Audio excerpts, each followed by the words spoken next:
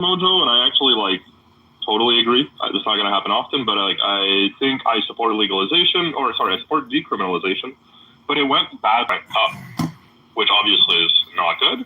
There was also cases of people reselling the drugs to teenagers and children that they got from the government, let's say. So yeah, it went badly. They ended up repealing some of the laws, so it's no longer legal to smoke in public. I support legalization. I think it was a test that we needed to do. Didn't go very well. So, I mean, I don't know where we go from here in terms of how we decriminalize or legalize. I still think there's probably good ways to do it, but clearly how it was done in Vancouver is a good case study of what we shouldn't do. I agree with you. As somebody that's visited Vancouver recently, I do like the fact that they've said, okay, if you are going to be using drugs, you got to go hang out over on Hastings. And they've pretty much pushed homelessness and drug use into one corner. Now, I'm not naive enough to think that there aren't people using in other parts of town, but visibly to a tourist, you don't see it. If you're going to shops and stores and restaurants and things like that, they hide it very well. I literally had to go out of my way because I asked the question, you guys don't even have homeless people or drug addicts here. And they just laughed and they told me where to find it. And then I drove through it and I was like, oh, okay, this is where you got it. But real quick, but also you can control the amount of drugs that goes to each individual person, right? If there's a legalization, you can control that. So where right now someone can go and buy as much as they want.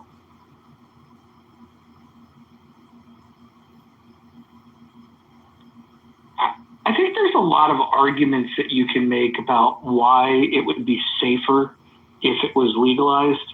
If you had, legal here, the cartels just would have so much less leverage, and clearly cartels are they're criminal. I think we should just figure out how do we make drugs safer, and then also how do we make sure that there's less violence associated with the drugs. I think those are the two priorities for me. Whether somebody chooses to do it as an adult or not, I'll let people whatever that guy's name that was here earlier, he can make that argument. I just like to see less violence associated with it.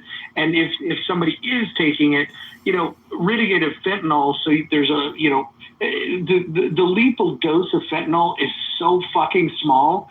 And if you talk to law enforcement agents, they basically say that every drug that's on the street now, everything that's on the street has at least some trace amount of fentanyl in it.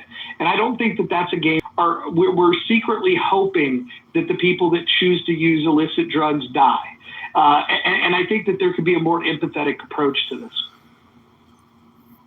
But that is literally what they did during the first prohibition. They had obviously poison alcohol. The government had it, and people were so desperate that they drank it. That was 100%. As well as with the product that's out there on the streets. But you do also have to be honest. I think that's probably the one thing that was kind of ridiculous about the DARE programs. This is your brain on drugs and what have you. If you were honest, they are in cards, they are in all this other stuff. It has to be a twofold thing. You're an emancipated individual. You can make good choices, but also this is the world that exists around us. And these are the results of, the actions if you do choose to take them. But yeah, you're correct on that, sir. Yeah, and reckless than others. And they could see that, the real after effects of doing certain drugs. For overdosing, overdoses went up in Canada. Did you say that is in Vancouver, sir? Correct. So overdoses, they're taken care of faster, but there is more overdoses in 2025 and 2024 than the years prior. Gotcha. So, I guess for school kids, do you have do you have the same problems that we have in the United States? Fact check. I'm not sure. I'll check. No, I'm just trying to think because, we look at Portugal, but it's again in a much smaller subset. We look at Portland, which was just a nightmare because there was support, and then Canada, of course, being our closest support, and then Canada, of course, being our closest aligned. I mean, societally, I mean, literally, I mean, I know you guys look and how to do it either right or wrong, but okay. And yes, it looks like almost everything is covered. Detox, addiction counseling. The legalization of marijuana being $10 billion direct, and then obviously you got another $24 billion indirect. Maybe if we use that for like addiction treatment as like a subsidy for the taxation that is there, that could also be a great way to lessen the impact when the legalization occurs. If we already earmark the money for treatment. Yeah, I mean, I don't know if you're asking me, but we do that in Canada. We have STDs, so there's plenty of like marijuana and alcohol sales would do that here. Yeah. Okay, so governmental alcohol, cool, like an ABC.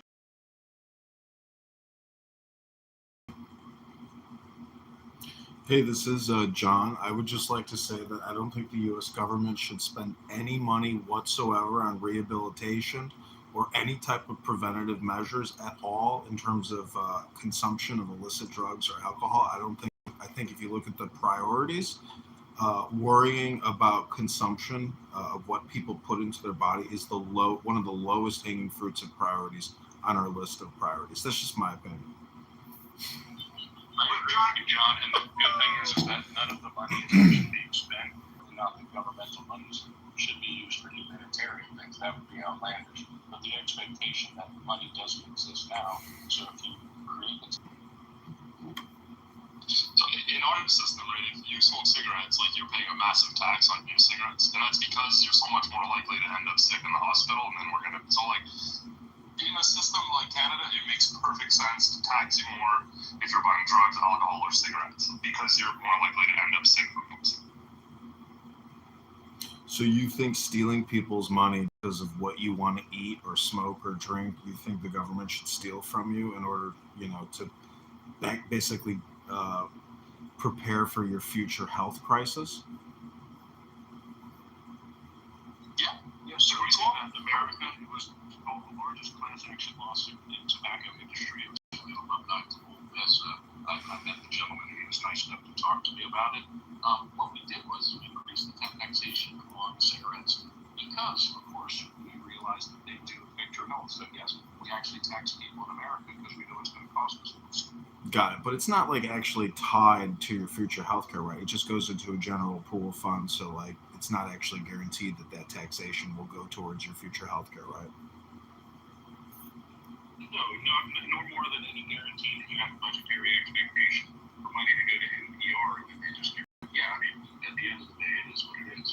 We have a budget, but the discretionary spending of the budget is obviously up for debate. But no, that money's actually earmarked for things like class action lawsuits against tobacco companies, and you're not allowed to do that anymore, so we just tax them a little bit more.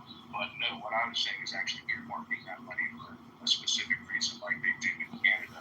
And no, I guess he said it's not just a specific pool. They have a separate pool of money for what you would call the public health system. It's based on your tax dollars and taxation systems like that. And then also producers and things that actually negatively affect your health. They actually pay the government that, and that would go into the pool of money that's earmarked for what you would call the public health care system. I don't want to be like 100% quoted on that. I'm not sure if it's like one big pool of our taxes or if it does go directly to that. But that's the. So if the country's $37 trillion in debt but wants to continue taxing you, I'm just so confused how it's not that money's just going to paying interest expense and hopefully paying down the debt. So why you think a country in debt is actually preparing by saving your taxes that you're paying? See, I just think you guys are living in La La Land. Well, that's the nice thing about it, sir. So the deficit that we have is opposed to the debt that we have. So most American debt is actually bond. It's for purposes. That could also be used for it. But again, everybody in America has to decide what they think their money should be spent on. That's why we vote. But when you say we owe the money to ourselves, can you maybe clarify that a little bit? Yes, sir. Have you ever bought a U.S. Treasury bond? Yes. Okay, so do foreign countries buy U.S. Treasury bonds? Yes. Okay, do we also give like 0% bonds to banks, and do we also give bonds that we borrow against ourselves? Would that not be us? Yes, the U.S. mail. So the U.S. mail, Congress borrowed against some of the assets which were we buy bonds, which were we issue them, so we owe money to ourselves. So our foreign debt is also to ourselves sometimes. So when we count all of that, it's not all foreign debt. Some of it is bonds that I own. So, do you have the ability as an individual to create debt out of thin air and borrow from yourself? Do I have the ability as a singular individual and not a bank to do so? Now I'm going to have the issue. But I mean, even a bank can't just create money out of thin air and borrow from itself, correct? No, but the country can. That's what we call when we pay money. We artificially inflation by putting an excess of money on the debt that we created to ourselves. Yes, 100%. But I mean, do you really think that the Federal Reserve is our Federal Reserve, or is it a completely separate institution with its own board? Does it have to be like in the declarations of like your money? Do you allow any assets to be? If that land doesn't produce any revenue, it's allowed borrows from itself and owes money to itself. That's just simply not I know accurate. that means like if you've got 5 shell companies and you're borrowing from another. But I understand the point of view, John, and I appreciate your input. Thank you for correcting me.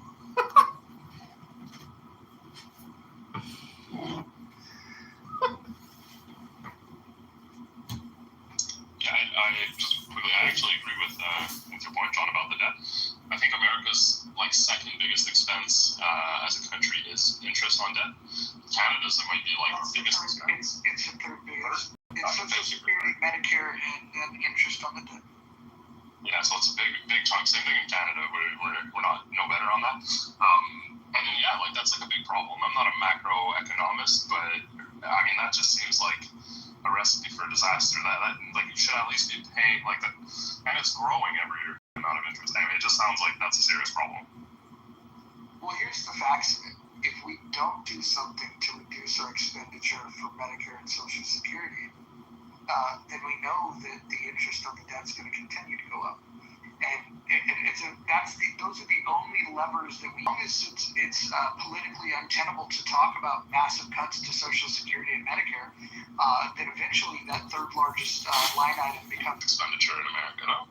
No, so we have mandatory spending and discretionary spending. They're bifurcated, and so when you look at the discretionary spending, which makes up, let's call it 35 to 40%, half of that is military spending, which essentially means the other half of discretionary spending is for all other things. Gotcha. Well, thank you for correcting me. Do you know this woman named Lisa? She has like a political room. Lisa 420, she's nice, but she's wrong-headed. Oh, okay. She keeps pinging me. I don't know the room that much, but I went in once. It's a big room. It's a big room. Yeah.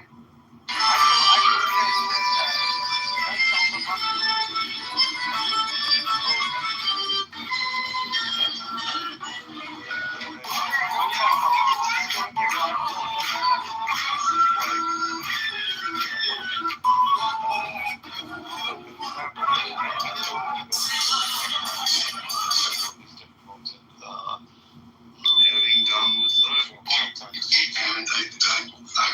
which is a huge room.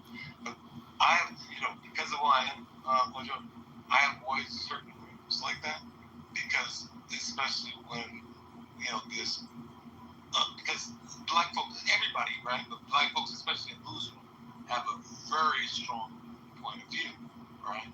So, like, Kima, I wouldn't want to go in there and have a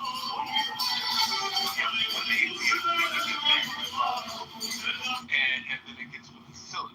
So it's not worth it to me to even.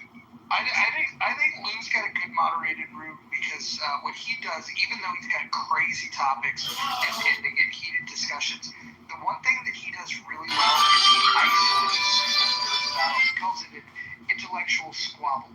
And so what will happen is somebody will make a statement that somebody will disagree, and then he clears everyone and he lets them go off just one-on-one. So if you're in the room, unless you take a hard position, you're not going to find yourself. That's the whole point of view. So when someone's arguing, even if it's a good argument between both of them, he takes a side. I'm not saying. No, you definitely right.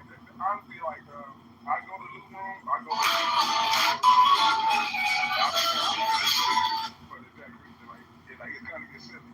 And I'm not going to argue with a lot of black people. I definitely avoid the thing. I like going into Lou's room when the topic is reparations.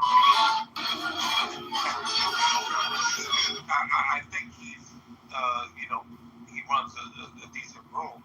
It's just that any, you know what I'm saying? I got a huge following there, right? I don't, if I say something, it'll like kill their feeling. And I love these motherfuckers, but they quit off, you know what I mean? They'll start, yeah, it's stupid. And it's over bullshit, so I don't even deal with it.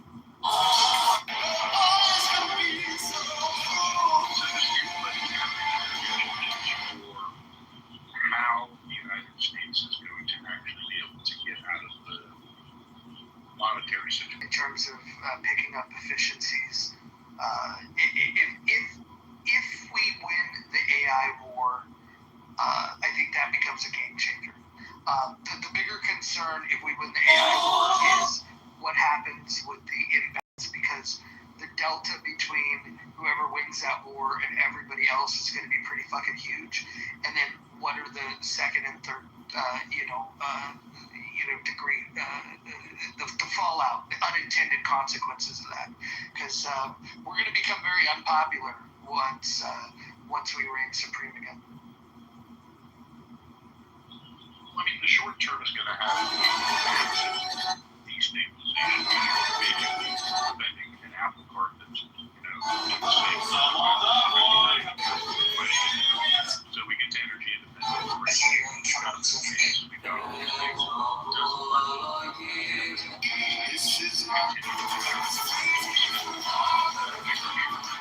This is your idea.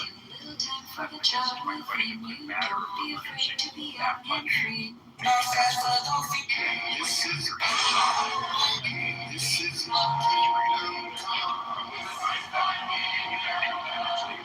when you feel my heat, look into my eyes. It's when the demons hide.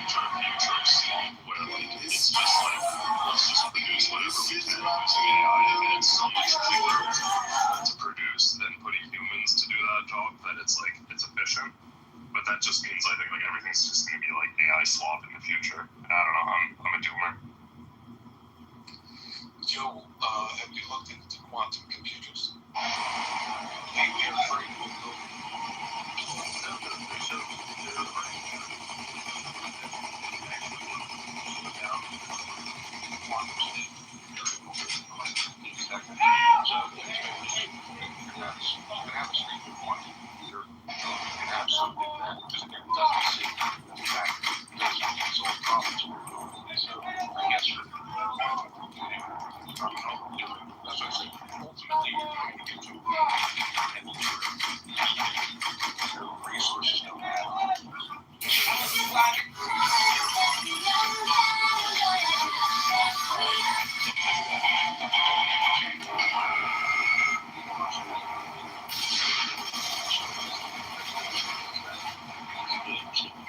As our civilization, what are we expecting to see? Because again, is money no longer going to be an issue because we're going to be so conscious?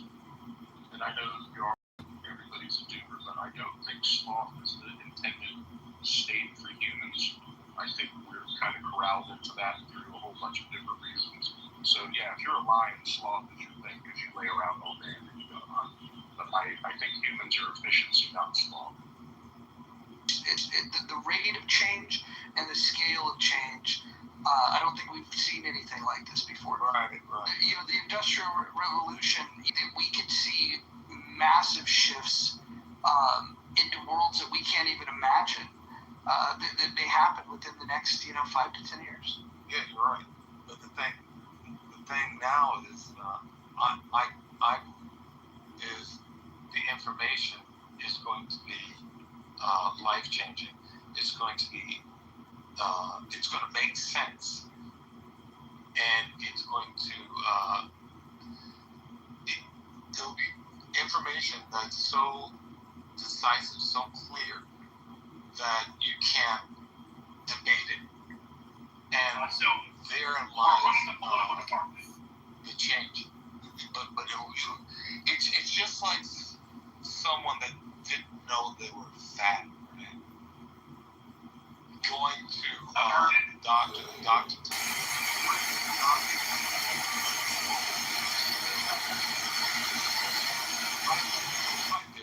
But they'll come to their senses. A big show of support for the Texas lawmakers who fled to Illinois. Some of the lawmakers became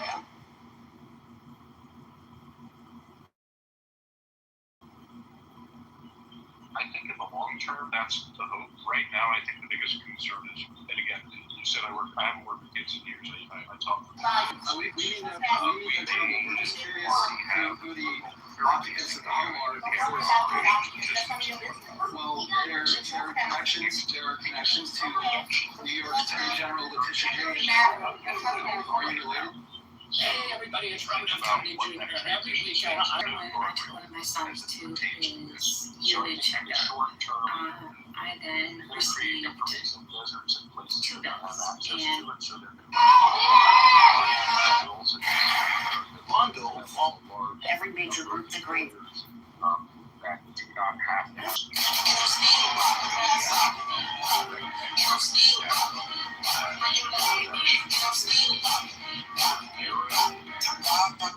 resulting capital produced increases those entry-level jobs, those middle management jobs will cease to be necessary. You're not going to let him stop us. Are you with me on that? I'm not in. It also means, as Mark was saying earlier,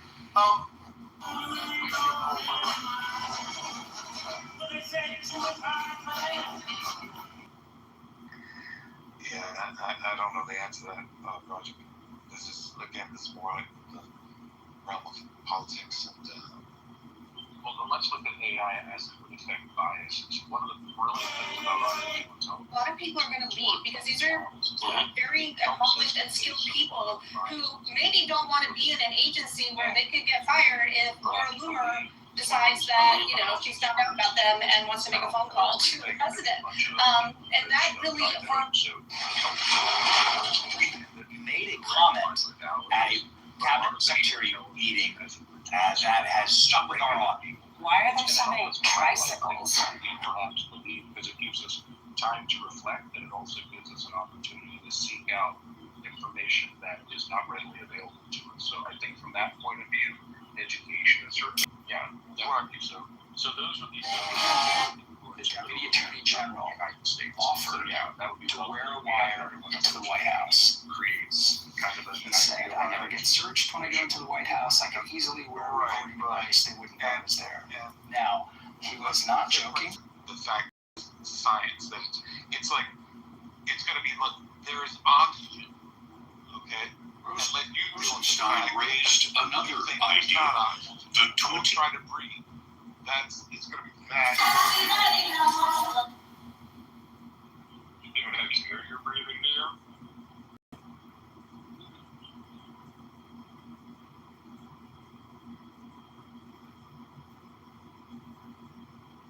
To extent degree. So if we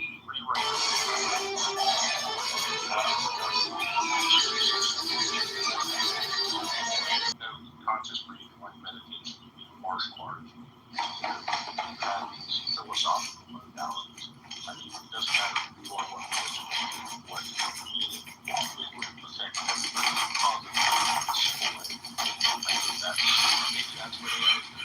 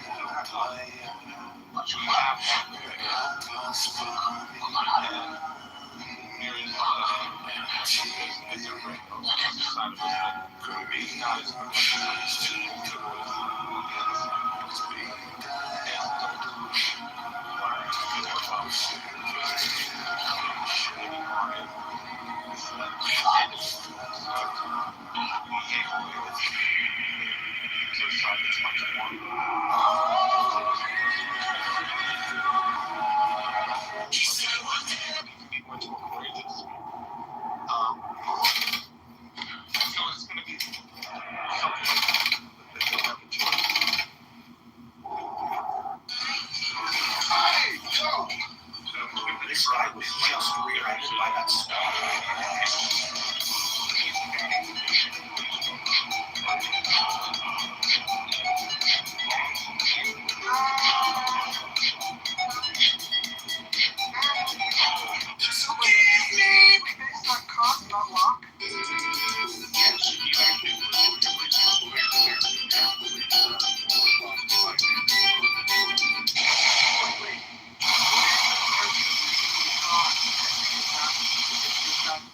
Answer the thing that you said that. This for the morality. So if you're looking at their objective morality and you're looking at that, then how do they make decisions based on morality? And yes, Locke heavily influenced it. You're 100% correct.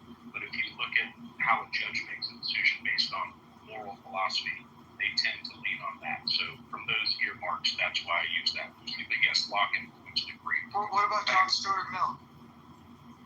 Yes, but back to duality. So Immanuel Kant talks about our being both party to cause and effect, and then also free in those internal choices because of what we would call tangible spirit or soul. So I think that kind of brought everything together with the Enlightenment. Very, very interestingly for me. But sorry, Mojo, what were you talking about for John Stuart Mill? You think he wasn't? I would argue that Kant is definitely trailing far behind Locke and John Stuart Mill in terms of influence on our society. Oh, I thought from a moral philosophy standpoint that he was the benchmark for it, but for other positions, perhaps not so. Well, I mean, how about just individual rights? I mean, like life, liberty, and the pursuit of happiness is directly lifted from Locke's life, liberty, and property. Oh, no, I'm not talking about the formation of the United States. I'm just talking about moral philosophy as it pertains to the law. But I mean, if you look at what was our First Amendment came from, who was it? What was the book? Candide. And he basically said that I may not agree with what you have to say, but I'll defend to your death your right to say it. Who's that? I know the quote. I don't know the source. I'm trying to remember his name. It's on the tip of my tongue. Voltaire. And yes, the French Revolution afterwards. That's where First Amendment came from. So there's myriad influences. From my perspective, it's again maybe wrong when it comes to the word. They feel that Kant's moral philosophy is the benchmark for that, but not the structure of the country or all. Yeah.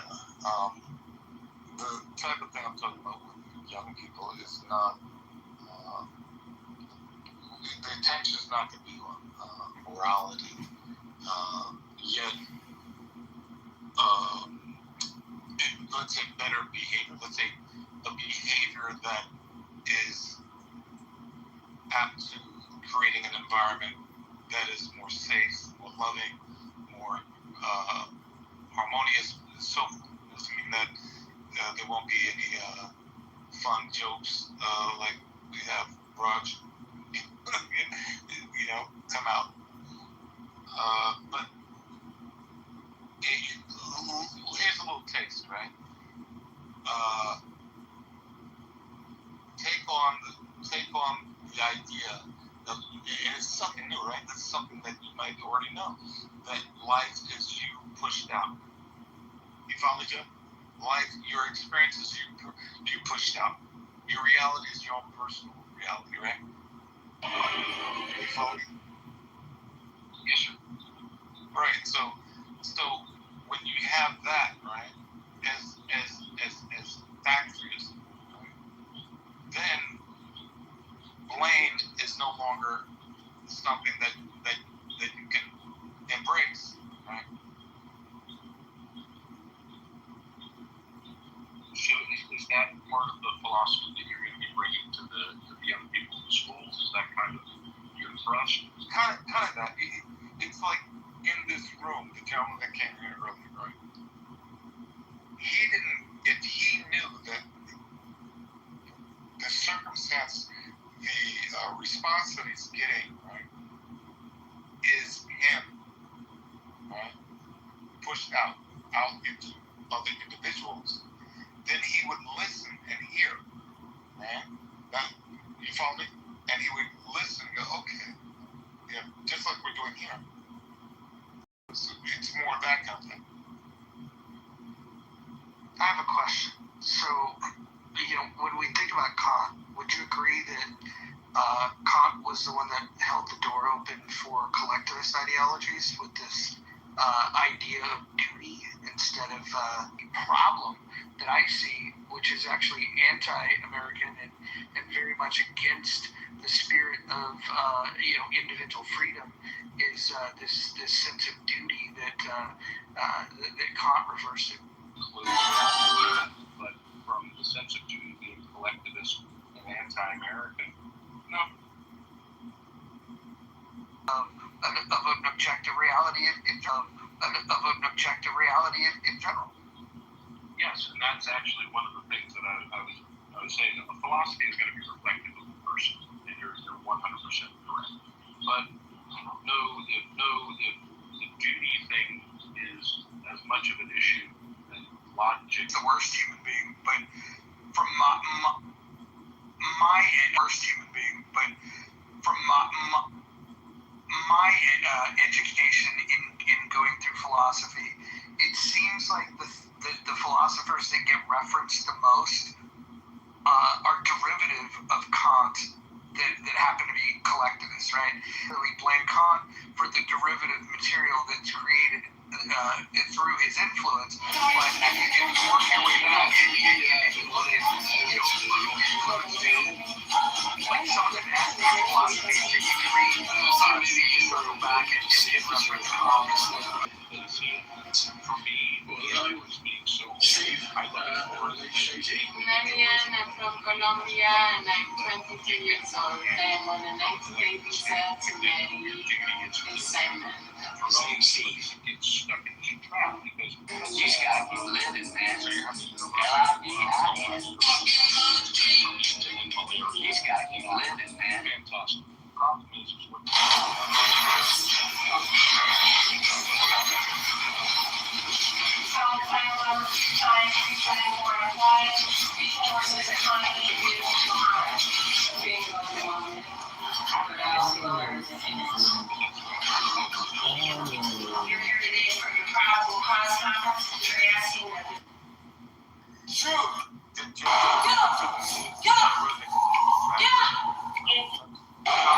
I'm just coming over because the security for the mall. Yeah, I'm not gonna move at all. I will actually kill everything that comes here. I'm gonna destroy your human being. Did I say that? Shh, just listen. No, I'm telling you right Listen to now. No, we're not doing You know that. what? Hey, you better step back, dude. Step back. I'm gonna tear that up. Okay, you better step back right I now. said, get the out of here now. Step back, right? I'm gonna fight. This way. Get off me. You come any closer. I'm gonna shoot you. Dude.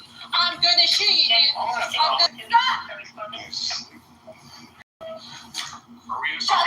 Touch fire.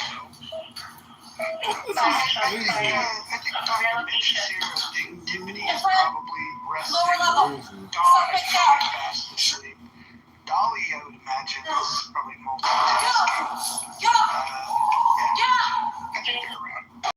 I'm just coming over because the security for the mall. Yeah, I'm not gonna move at all. I will actually kill everything. It is absolutely a violent, apartheid state. No, it's an ideology. Zionism is an exterminationist.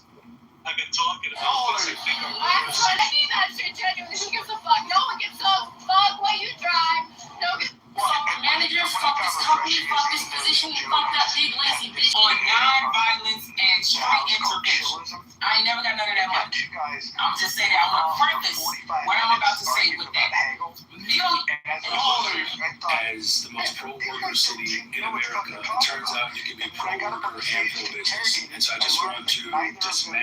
this notion our city is hostile or inimical towards the interests of the business community. What I've always said is that we're open for business, but we're just not for sale. We have to do everything in our power to set people straight about the and then I asked him, are you familiar with the Christian Bible? And he said, well, I've never read it. And so I don't know what the fuck this church is. People want to argue about things. But I do appreciate talking to people that if they have a different interpretation of it, it's really cool. I mean, people.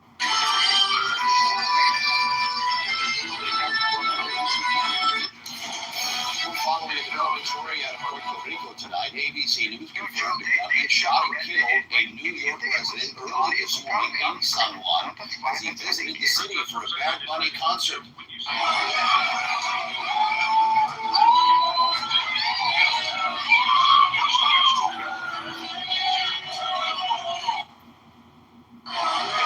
talk to people, you get a sense, just the way they speak English, that I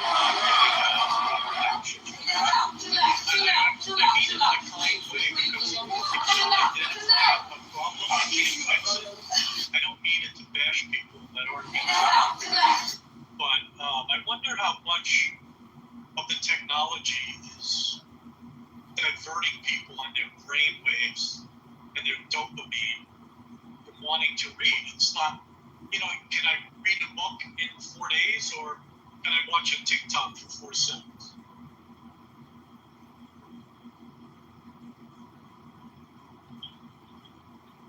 TikTok for books?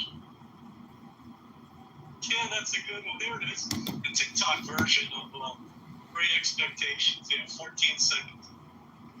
Yeah, they have, I think, YouTube influencers that are, I don't know how popular they are, but they're influencers. They read books, different books out loud. So, is technology destroying our, is it occupying a large amount of our brains and making people maybe not stupider, although I would argue ignorance and stupidity are close cousins, but certainly, I watch on YouTube, they ask questions to college kids like, who were the participants in the Civil War? Or, like the simple, stupid questions they can't answer. It amazes me.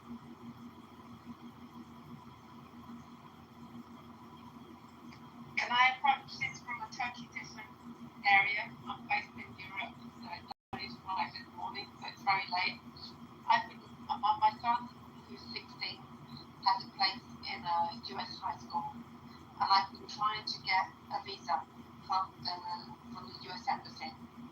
I'm here in the UK, and it's been very difficult because they've said we don't have ties to any specific country, but we actually do.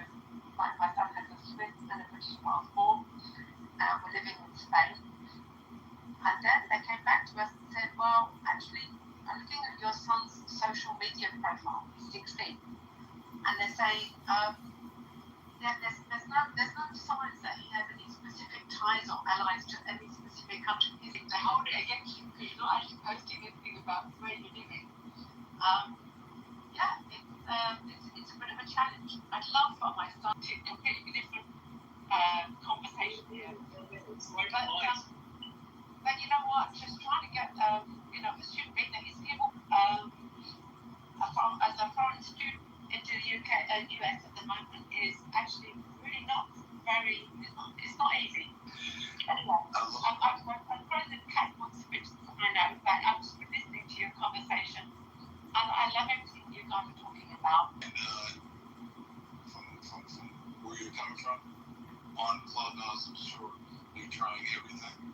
I'm sure. Potential students, standing in front of the Washington Monument and waving at the flag. They're almost xenophobic. Somebody with a Swiss and British passport, they should be actively recruiting your son on a daily basis. I totally agree. I think you've been very concerned. And but Tell him to come to the show. We'll give him a warm welcome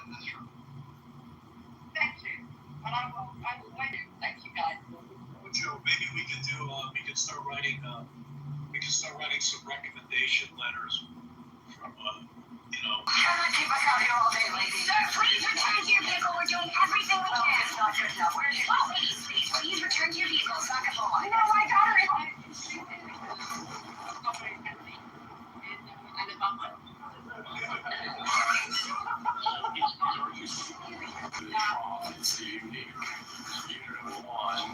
It was designed by the U.S. Marine Corps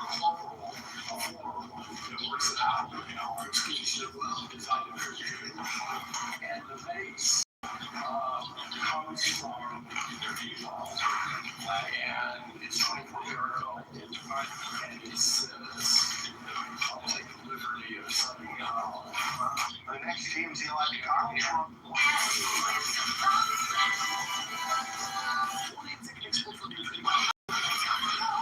need to send it to a private school down in Alabama in the United States. I'm assuming. I'm sorry if I'm assuming. You can pay for it. You can probably afford it. I think an immigration lawyer would be your best bet. Just like me. No, you're absolutely right. And I'm in touch with a lawyer, and we'll see what we get to. It's just been a bit frustrating. It would have been a bit like no-brainer that he can get into school back obviously not. Well, you can send them down to Hill, South Africa. They're taking international students, so they've got a great rugby program. Where is that? Hilton in South Africa. It's a great boarding school for kids. If you can't get them in there, you might see if you can do that. They got a great rugby program. Oh wow. Okay. You know, I don't know that he needs to go that far. He's already going that far over top. Right. Hey, Wendy, why Montgomery, Alabama, of all places? Because my father is from Alabama, so he's there at the moment. He's been there for the last quite a bit of time, and it's like morally okay. It's so, like we said, socially acceptable. So yeah, it is kind of a gateway into that, unfortunately. My friends who were alcoholics over my life, they've always wanted to reminisce about the old times. It seems like, they want to drink and then play songs of the old times and tell stories of the old times. This is like a repeat record.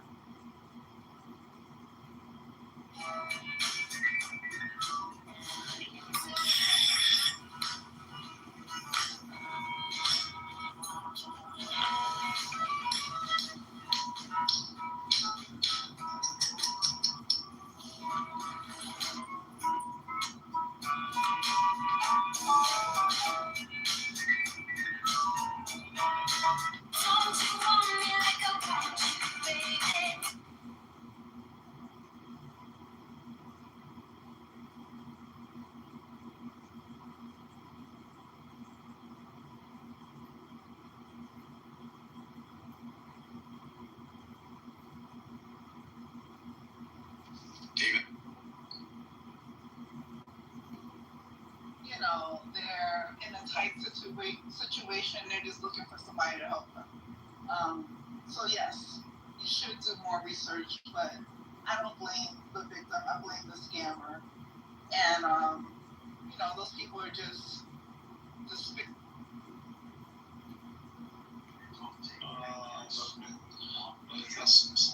Lower single core speed.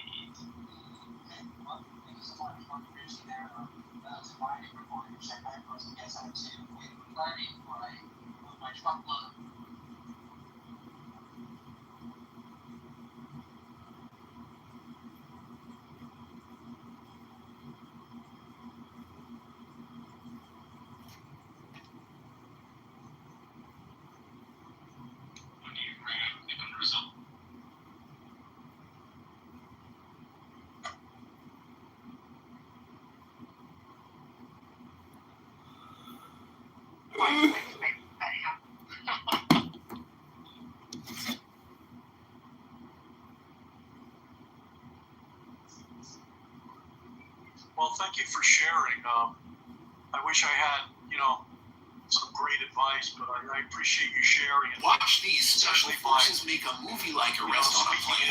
It all started when reports came in about a passenger causing before before the plane had even taken off. 3 masked operators boarded calmly and slowly started moving toward their target. Then they politely asked the other passengers, especially those with kids, to move toward the front of the plane for a moment. And then they got to work. Back up, put the gun down, back up, put the gun down, back up. And it's back up. I found it to be very insulated, you know, the Montgomery area. Who's more jacked, the U.S. Marines or the Navy SEALs? The Marines are known for being lean and explosively strong. Their training focuses on full-body conditioning and building mental toughness. You'll find plenty of muscular Marines, but actually, size isn't the main goal. It's more about efficiency on the battlefield. Gangsters would often rap Come on, apple pie, and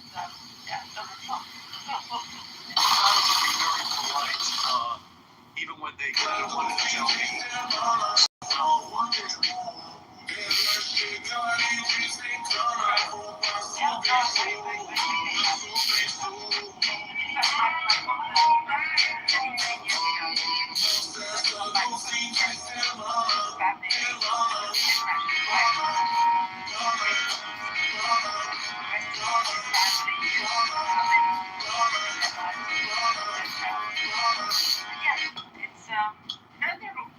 This is the craziest grenade launcher you've never heard.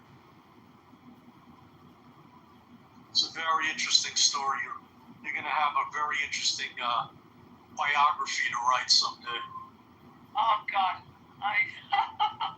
if you do my whole biography, yes, exactly. Yeah, one day. You can tell that, you know, this is the forward to the rest of the book. It already sounds quite compelling. Barbecue ribs. Actually read, right? Then I'd have to be somebody who actually reads. True. That's true. That's true. You eat the southern barbecued ribs, Wendy? Oh, I love barbecue ribs. But yeah, since I left Alabama, I haven't had it once. In Spain, they're pretty good. What is that? Anybody famous? What is that? Never seen him before. He's like famous homeless nigga? Who is that? Chill out.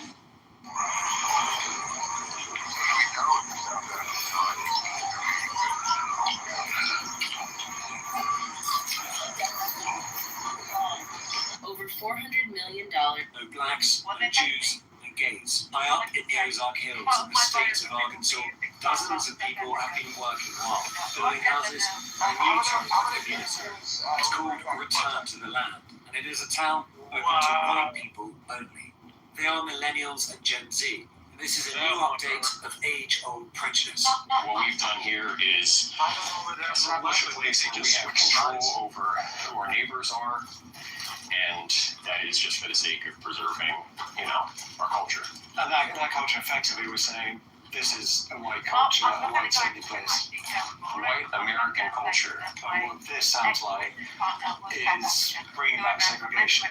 Is that a fair assessment? It's free association. So we're not trying to keep other people down. This is a small settlement in the middle of the Ozarks. They have been kept out. You don't let everyone into your home. Around 40 people live here. Hundreds more from across the world have paid to be members. And while the men do the physical labour, the women take care of the children who live here all the time. Exciting to find a very large community. If you're part of the community, if you're black, if you're Jewish, if you're gay, you can't be part of that community. You might be wondering how any of this can be legal.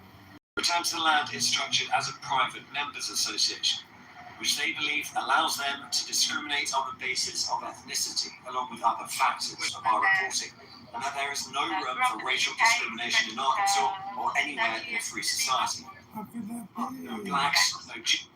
Bogman was presiding over the trial in court and rushed out of the courtroom upon hearing arguments. After Bogman ran all the way to catch up with Jackson, he began escorting her back to the courtroom and to even grab her shoulder. I did not go until I pressed her onto the jury bench of Lithuania.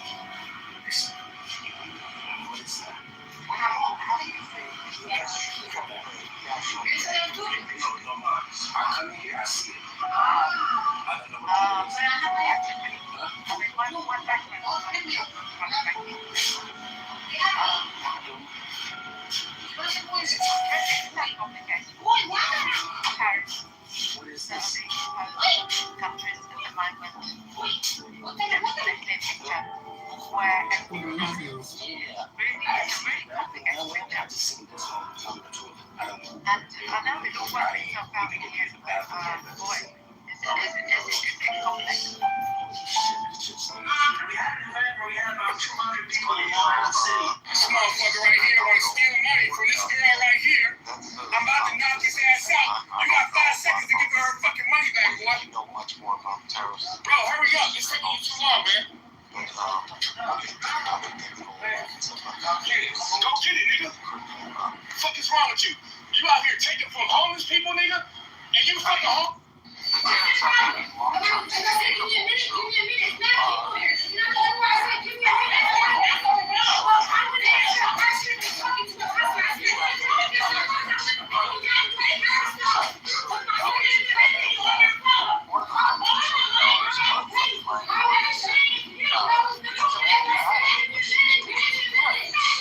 Would actually help us to reduce the debt. My girl been in jail for so long that pussy been marinated. My girl dropping it and dropping it all day. I'm gonna show you something, bitch. Hold on, I'm finna show. I jumped down, I'm finna show. Bitch, wanna hear it? Bitch, wanna hear it? Get the fuck out. We're talking about settings. I'm talking about the World Cup within the next 3 years. What do you think, Wendy? Do you think that's possible?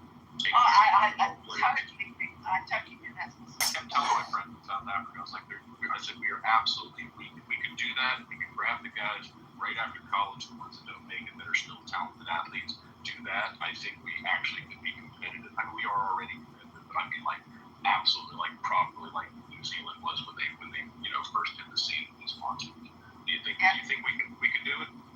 I reckon we can do it. Let's do it together. Okay, we'll have to set it up. It's actually familiar with the area, so we can.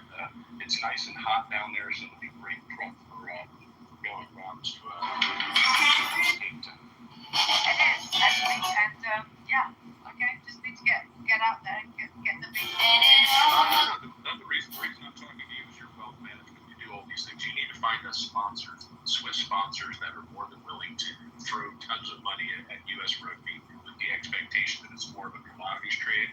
They just make their bets for the World Cup in the future, and I think it'll pay off that way. What do you think? Yeah, no, I think that's a great plan. Perfect. Okay, I just want to make.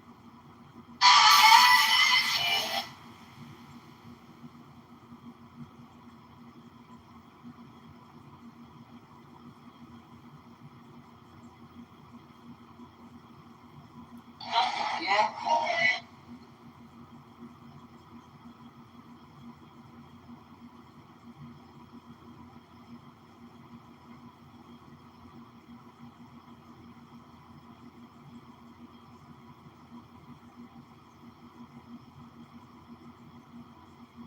It is freaking.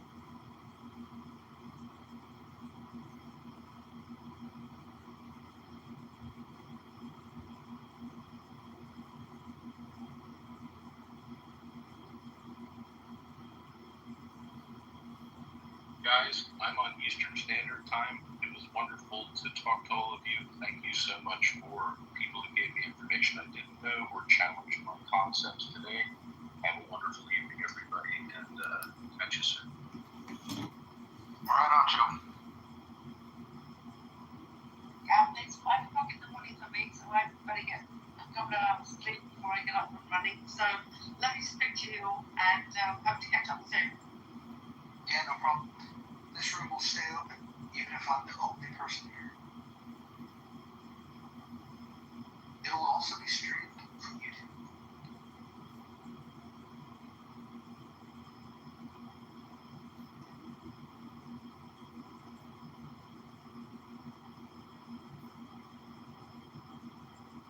You know, one of the most definitive ways, in certain ways, to read more is with what's called books. A book is generally paper with printed words, letters, and a binding, and a title, and a cover, sometimes a dust jacket, but they're called books. Many people have not heard of these ancient memory recording and storage devices known as books, because everyone now is looking at letters O, K is the fourth letter, implies a plural, meaning you might have more than one. And they're called, again, books. You may have heard of them. I'm not talking about, college textbooks. I'm talking about maybe a book from it was called How to Sail. And unfortunately, I, can't really, and not getting nauseated and maybe not getting back to your slip because your Chinese motor from eBay fails you and you don't want to have to call the Coast Guard to get towed back.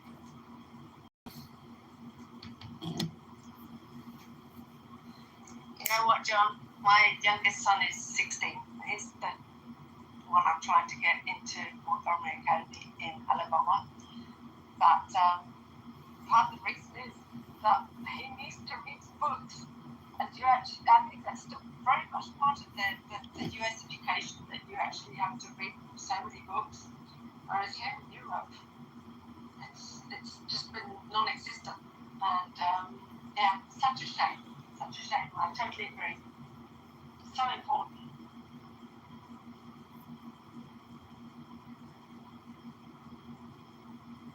Yeah, I don't like to just talk, I like to talk by reading books. Sometimes on this app, I will open up a room called John Kitover Reads a Book. Part of one of my houses called the Book Club. And I actually take one of these binded pieces of paper and I go page to page and I read from top to bottom everything I see in a slow and deliberate manner. And sometimes I comprehend what I'm reading, sometimes I get distracted, but that's pretty much one way to read a book, is to record yourself reading it out loud. Maybe live stream yourself reading a book and then listen to the recording for maximum comprehension. Because there's so many distractions in life. You might be thinking about this or that while you're reading and not really integrate what you're reading, comprehend what you're reading. So if you record yourself reading a book, you can listen to your own audiobook, and then you can maximize that comprehension and integration into your brain.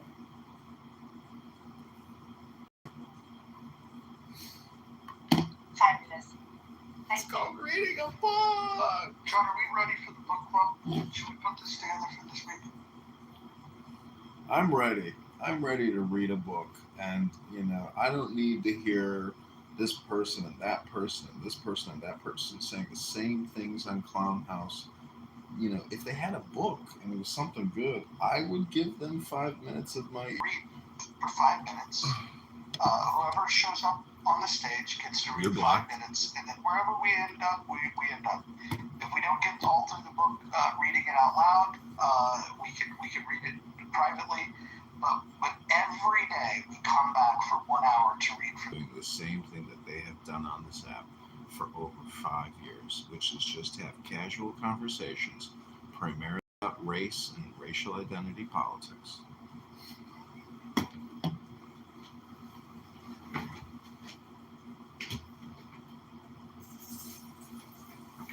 I'm up for it too. Even though I'm in Europe, I'll find a way to fit in with you guys.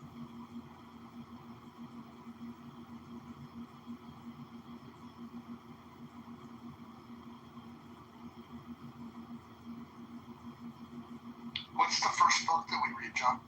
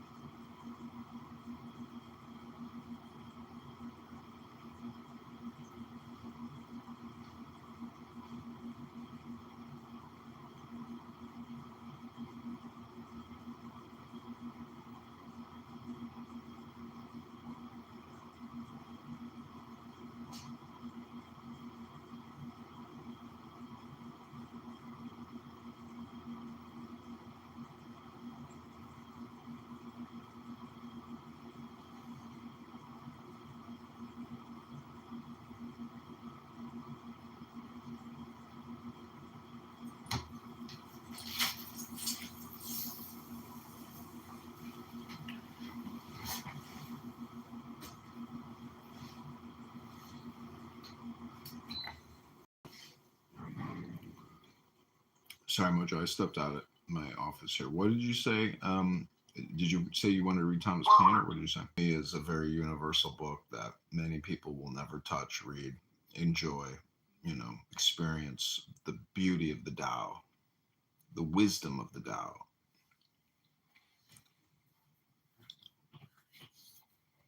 You think we can a decent amount of participation for something like this? Yeah, and you can get through the whole book in just about an hour. It's not very long.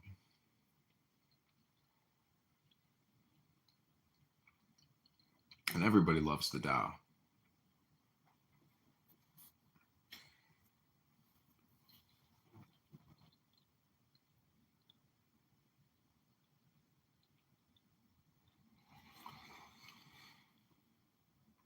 What do you think when you think of the political division, like Democrats, Republicans, a book that they probably have not read, probably should read, that would be of interest to them? Yeah, I think the Tao Te Ching is the book because it deals with politics, it deals with wisdom, it deals with governance, it deals with personal emotional management, intelligence. It's just I really enjoy that book. I've read it many times.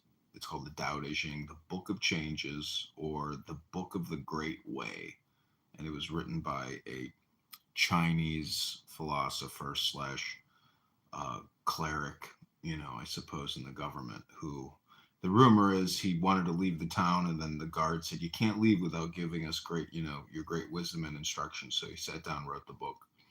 But it's, I've read Confucius as well, and whenever I read Confucius, I'm like, wow, Americans don't know shit. We are so fucked. Because good governance, ethics, morals, in my opinion, when I was in undergrad, we had to take I guess an ethics and a morals type class. I can't remember what they called it, but it's just not enough. Most young people today are not educated in virtue, reading Aristotle or reading anything to really give them something to think about when challenged with possibly, making a bad decision. So to me, it's like, look at Jasmine Crockett, ask her what she thinks, morals, ethics, and virtues means, and to make a demonstration or make an example, or tell us something about wisdom, or what is the source of wisdom? What is the source of love, the source of intelligence? I'm just saying that, to me, the Tao Te Ching is a good starting point, especially for Americans, because it's a perspective from China that is universal. And if you just read the Bible and that's your go-to book, this one really complements your go-to book. It's a very complementary book towards your pre-existing thought process.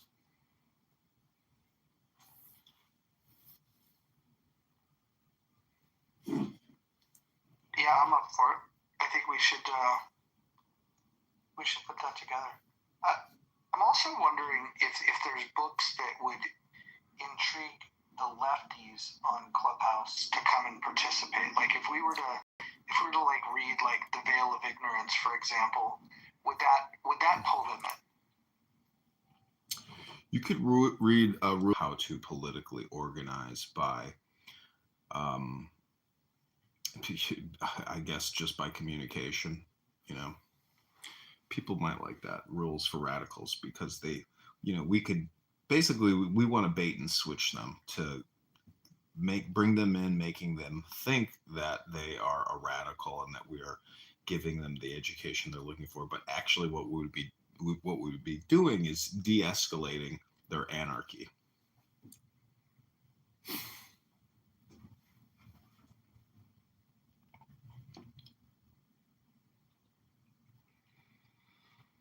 I'm being summoned into a room in Healthy Debates. I'm going to go over there. We can keep this room open, but I'm going to go check it out real quick. If you guys want to come in, that'd be cool. I'm blocked from Healthy Debates, but I do have a and anonymous. And when people started talking about that, and those kinds of things, then things got very. Alan, I need you to hold on 1 second. I'll come back to you, I promise. But I'm not sure how long Mojo has. For those of you who don't know, I just texted him offline. Excellent, if you can come in for a minute. There's a friend. Reach out to him. Hey, you got him in? He's like, sure, come on in. So, Mojo, I just want you to know your name was being brought up a few times. By who? Various people. Like who? Like various people. So name them and shame them. I'm not shaming anybody, but I just wanted to say that, people are bringing up the fact, people are scratching their head about what's going on in the muff, right? What do you mean? Monica. Have they never been in the muff? Maybe some of them haven't, but people are scratching. The reason I asked you to come in because I wanted you to have a chance to hear what's being said, and I didn't want you to think anything bad was being said. So, questions were asked like, they don't understand the association between you and Monica. And my stance was, I don't give a fuck. He's still my friend. Maybe he got bored on this app and he wants to try something new. What's wrong with Monica? What's right with Monica? Well, let's start. She's smart. She's funny. She generates good conversation. I mean, what's to not like? Well, you already know my story. She doxed my family, so for me, I'll never forgive her for that. I don't give a fuck if she's the next Hemingway. When you cross that red line, dox somebody's family, Raj, that's it for me. And I haven't listened. I don't care what you do in your rooms. And I told people it's nobody's business what he does. There's a method to his madness. He doesn't have to answer to anybody. And I just wanted you. Yeah, Roger is a good lad. I just wanted you to be here to hear what was being said, so nobody comes back to you and says, Roger, did you hear what they said about you? No, I'm not playing that. Well, so what are people saying? Look, I'm here. Who wants to throw the first stone? Let's do. I like in the month. I don't really have any grievances. I mean, I like it. I haven't really been saying much. I don't really give a fuck. Well, I haven't really been saying much about that. But if you don't have any, David, you want to say something? No, I'll be real. Roger, I've had great times and loved your rooms and loved people brand her as a wild person, and people can be branded wrong. It's just hard for me to see her in a room being elevated, and maybe that's my problem. It is a you problem, Dave. I think that David. Association with her, given her history, will go upside down. And John Kitover running for the congressional district of 16 has done that I didn't quite know. And there's friends of mine that have said that have brought things to my attention of things that they didn't enjoy. But my relationship with her, like my personal experience, my lived experience, Clubhouse has taught me one thing: lived experience, the most important thing. And my lived experience is Monica's always been joyful. She's laughing. She giggles. She's polite. That's my lived experience of dealing with Monica on this app. I get why people might say things about her that are negative. And if you have a personal experience with her, that's your personal experience. I can't go and fight everybody's personal grievance with people. People have personal grievances with me. People misunderstand me. I personally think that Monica's the most misunderstood person on this entire app. And I enjoy having her in the room. I enjoy her contributions. She did a room the other day talking about Roland Fryer. I thought it was very educational. I thought it was a very nuanced position on DEI, something that you don't hear on this app very often. And I think she brings good content. I think she curates conversations that would not be curated if she wasn't on the app. So I appreciate that about her. I appreciate a lot of things about a lot of people on this app. And people that I disagree with, some people I agree with completely and I think are completely despicable. I mean, we all have our own experiences, and I'm not here to tell anybody to change their minds. Have your own experience, have your own thoughts, but I enjoy her in my space. And what I won't do is I'm not going to bow down to anyone, and not a mob of people, even concerned friends. Like, if I'm in a room and this person is bringing value to a conversation, like, to me, that's it. That's it. We're on a social audio app. We're talking to each other. And here's one of the most intelligent people on the app that has a unique experience. And because there's so many people that line up to hate her, it does make it a little bit punchy. I won't deny that, but that's okay. I mean, people feel the same way about me. And so, look, if this is like a witch hunt for Monica, that's cap. You can't compare how people feel about you compared to how they feel about her. That's bullshit. Sure I can, because people misunderstand me and people say things about me that are untrue. And I'll just say this. I defend Monica on the false accusations that people have. And then there's accusations that people have that, are personal beefs between them. I can't adjudicate all those things. I get on this app, I navigate the app to be able to, to entertain myself, to be able to open spaces for other people. I'm not telling anybody that they have to love her or have to love her content. I actually find myself, I enjoy it. I enjoy being in rooms with her. From Reset, Mojo, I don't know if you're going to hang out or not. I hope you do. How safe are you on social audio? Con men and con women. Is social audio safe? Absolutely not at all. Con man everywhere. I trust everyone. See, here's the thing, Raj. People are laughing that I'm moving on. I don't care what he does, because I know I can reach out to him and say, hey, you got a minute? And boom, he shows up. They don't understand. He's a dead horse. I'm always going to support you, Roger. You're my friend in real life, and I have nothing but respect and admiration for you. So I just want to move on, because I get what you're saying, man.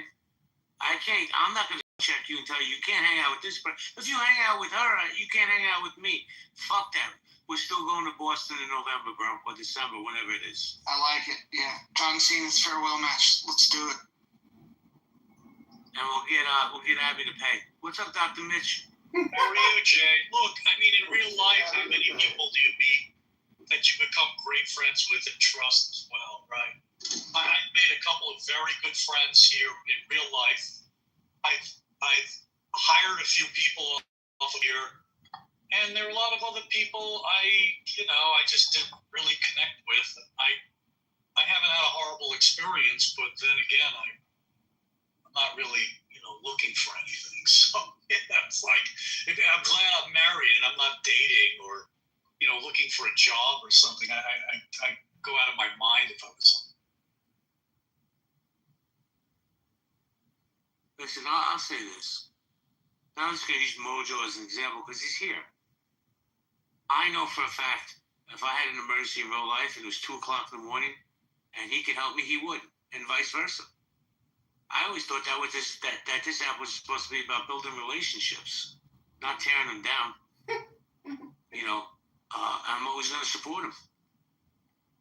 Yeah, I can say I've met people in other parts of the world I never would have met. 2 or 3 of whom I've done some mutual work with that have turned out to be really, really good friends. So across the pond and in other places. And you and I, Jay, wouldn't have met if it wasn't for this app. So I think it does its thing. I think, like anything else, you'll make some friends, you'll make some acquaintances, some business contacts, or you won't. But it really is. It depends on your people. I tell you what, Dr. Mitch. So I'm looking down in the audience, right? And I agree with what you said, by the way. And there's a person down there that every time I see him, I kind of chuckle a little bit because he's like the nicest guy, And I actually got him to curse me out, and that's my man Ken Frankel. If you get Ken to curse you out, you've reached a Zen status on this. Zen status comes by getting cursed out by somebody? Wow. Phone popcorn sound, guys. What did you say that pissed off Ken? God, I want to hear that story. Oh, I just kept interrupting him when he was talking, and I kept muting his mic because like I admitted earlier, I could be an asshole too. So learn to be more succinct. Wait a minute. This is I do respect his knowledge. Wait, hold on. Why does this have to turn into be critical of the guy that's not on stage? Like, I'll say this about Ken. Ken is one of the most thoughtful, insightful human beings on this app. And the one area... He should open a room and just talk about that. It'd be a great room. Then give us some inside tips on Vegas. And knows a lot about a lot on here. For sure, but I've never seen Ken lose it or even like I've seen him once or twice. Like his temperature goes up a little bit. I've never seen him lose it. That's why I was like, "What did you do?" You just said. I know. Well, I've invited Ken up twice. I hope he comes up. On this app has been fucking hilarious. In the beginning, you used to suck up the fucking lefties, and then when they ejected you from their group, then all of a sudden you grew a spine and you realized how despicable they can be at times. And so post lefty double has been it's been a treat. It just goes to show though, if you hang out with progressives long enough, they will cannibalize. They helped me. I mean, I really think they helped me a lot on my journey to become based. I think you hanging out PB's always helped you the most. His base? Yeah, she's solid. Well, I will just say this selfish plug. If anybody is interested in the Muff, we've been doing rooms, some interesting rooms, and there's an interesting cast of characters. If anybody wants to participate in those conversations, you're also welcome. Everyone's welcome in the Muff. Sometimes it's even... But what about that Congressman Congressman John Kitover? That well, we're piece thinking of about shit that voice films muff. all our fucking rooms. How you doing, El Chorizo? Peace, Abby. I invited you up a few times. I love when Abby comes in. Oh, we got Angel here who likes to gaslight rooms. Yeah. We got Big Bear, we got Randy, we got Ludwig. Oh, Ludwig. We got a lot of man. mental illness in this room, right? He's the chief mental illness, the creator. JB. JB's the epicenter of mental illness. Fest here. Let's get to let me just say this. When I talk of mental illness, Angel was in this space a few days ago where she said, that.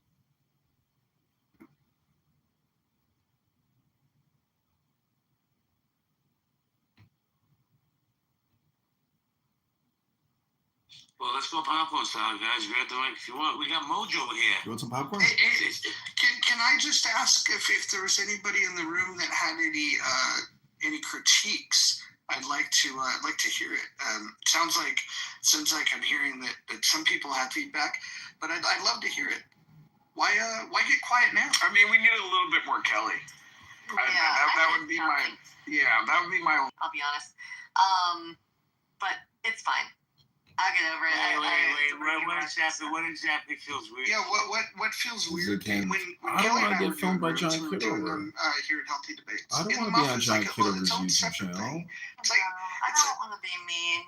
It's fun. Relationship or what girls to do whatever with, or But I'll say, Roger, when you're in debates, especially if people realize the game you're playing, you even had it in your pick, which was the wrestler dude, right? It's like as like an orchestrator of a WWF type thing, like you do an incredible job. You deserve top accolades. Why is everybody so afraid to say what's really on their mind? They hate Monica, bro, and you're a good person. They don't want you around her. That's what it is. Wait, hold on. But look. The lynchings are over. We're not putting together lynch mobs anymore. I mean, if you have a problem with Monica, why not go to Monica and tell her that you got a problem with her? What does that have to do with me?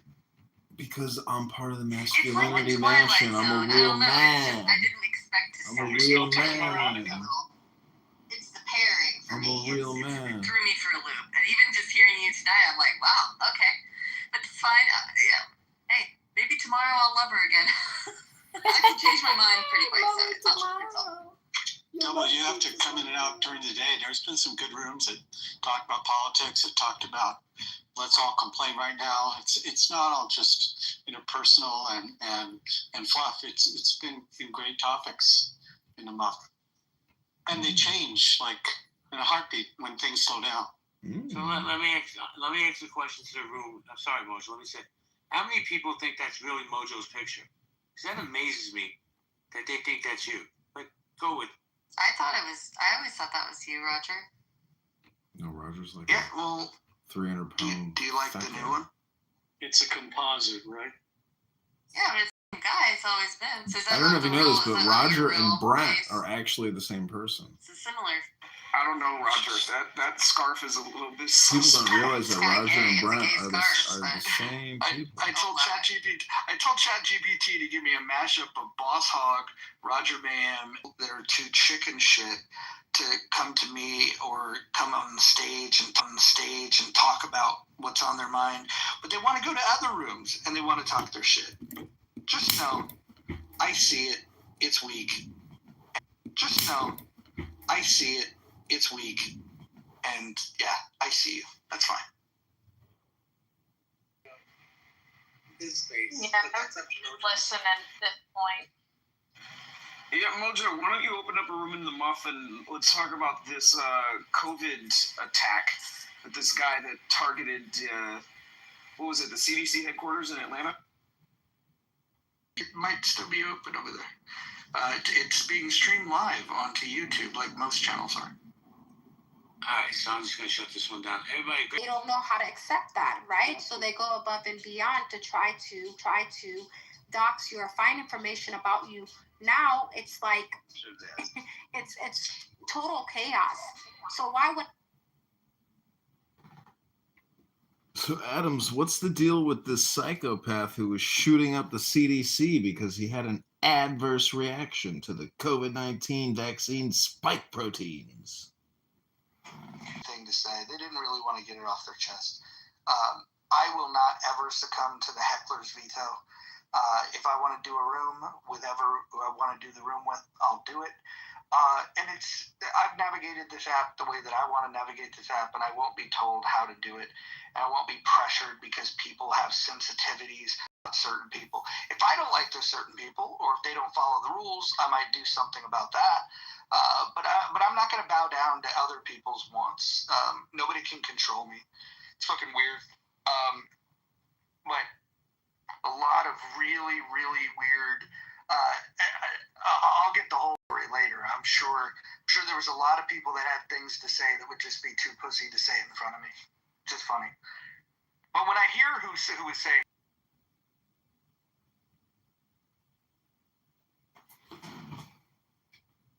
You know, I like all Clubhouse people, even the worst people, but I like them because they're on Clownhouse, and so many people I know in the real world do not want to use this stupid app. More people, you know, were willing to come into an app like this to have conversations as opposed to like spamming me with their personal stuff. It's like, don't call me and talk to me for 30 minutes or want to gossip. It's like, could you come on Clownhouse and maybe be a part of my podcast? Because, you know, I'd rather kill two birds with one stone.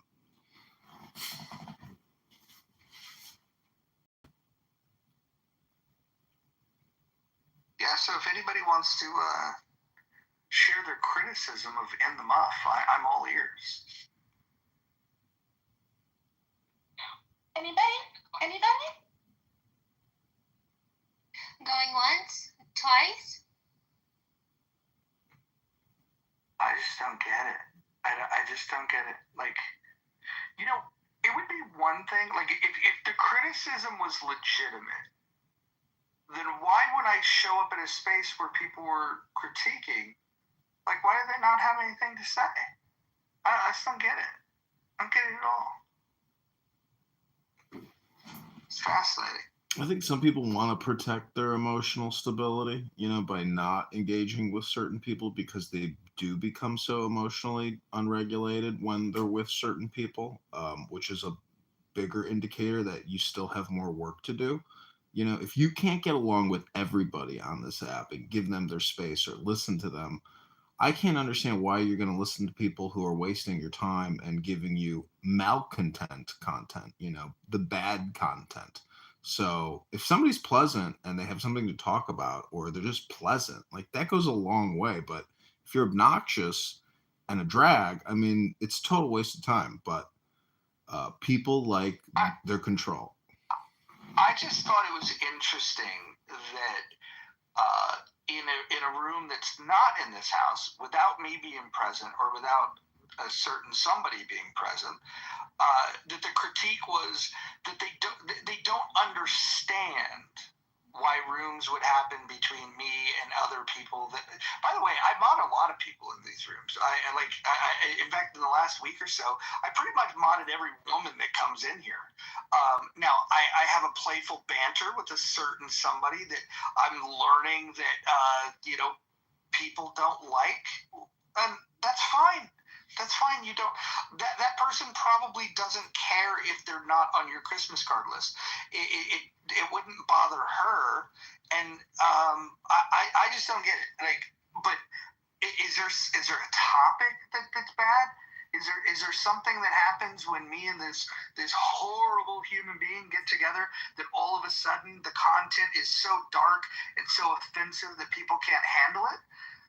Because I didn't hear any real criticism. All I heard was, it's weird that you mod rooms with so-and-so. And I don't know. I'd love to hear a real critique. But how do they critique that when Monica is in chillism with a diverse cast of characters? That argument that they're making just doesn't hold up. It's in question. I just don't understand how that became content. Actually, I do, because I'm probably going to return saying that he had some critique, but he was willing to share it, and he had a balanced opinion. But more importantly, David and I have a long history of chatting with each other. When I got in there, everyone was afraid to say what was on their mind, except for David. Thanks. I appreciate all the time we spent together. I mean, that's seriously, I've actually learned. So, can't say that about time with everybody on the set. Me too. And yeah, I don't like you either, Mojo. Interestingly enough, it was a room about con men and con women of Clubhouse. What? Did they expose JB? No, listen. Anybody else? They should bring it up. I'm not going to turn this into like some drama thing where we then go and try to drag other people. That's not what this is about. Children and con people. And so, how did my name come up? God, I'm trying to think, because we were 90% done. And it just was like we were talking about how much we love, I don't know, we were actually, JB was giving flowers to everybody, right? We were talking about all the different clubs. I don't know exactly when Roger's name came up, but once it came up, as it relates to you, a lot of voices joined in. For the record, I said absolutely nothing. I want no smoke for either one of you, okay? I don't really care about this drama. But yeah, a lot of people had perspective. I don't normally come up here and even talk, but I was in the room. So essentially, JB said, regardless of what controversy has maybe been going on with Mojo, he's a real one. He'll be my friend forever and whatever. And then somebody said, hey, can you recount what you mean by the controversy? And this is when it came up like, oh, he's been doing rooms with Monica, XYZ, and then everybody kind of got into the conversation, and then, that's kind of how it all started. Well, I will say this. If I thought that, hell, there's her and I have had, like, major disagreements, like, times when I'm, like, in her back channel, like, giving her the finger and telling her, like, things that I disagreed with, and I don't even need to bring those things up, but, I genuinely believe that she's one of the smartest women on this app. I think that she curates great conversations. And in fact, there's a recording of the room that she did about Roland Fryer. If you guys want to listen to that, you can get an understanding of the kind of content that she creates that I enjoy. Wait, you were fingering Monica in the back channel? He's always in her back channel. Yeah, that probably could have been rephrased, but okay.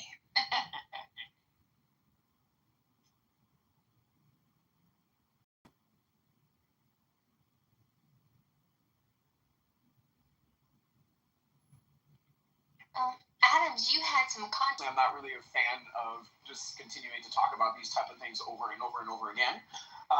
But, you know, it is what it is. It needed to get out the way. But does anybody have any updates as to what happened? You know, they're saying that the motivation was that he got sick from the vaccine. I mean, what do we know? Is this something that happened a few days ago? That one? Was it a few days ago? Let's not forget about the. Go ahead, Dave. I just want to make sure there wasn't another one, but the Friday manager at McDonald's. Her last name turns out to be Muhammad. Dun, dun, dun.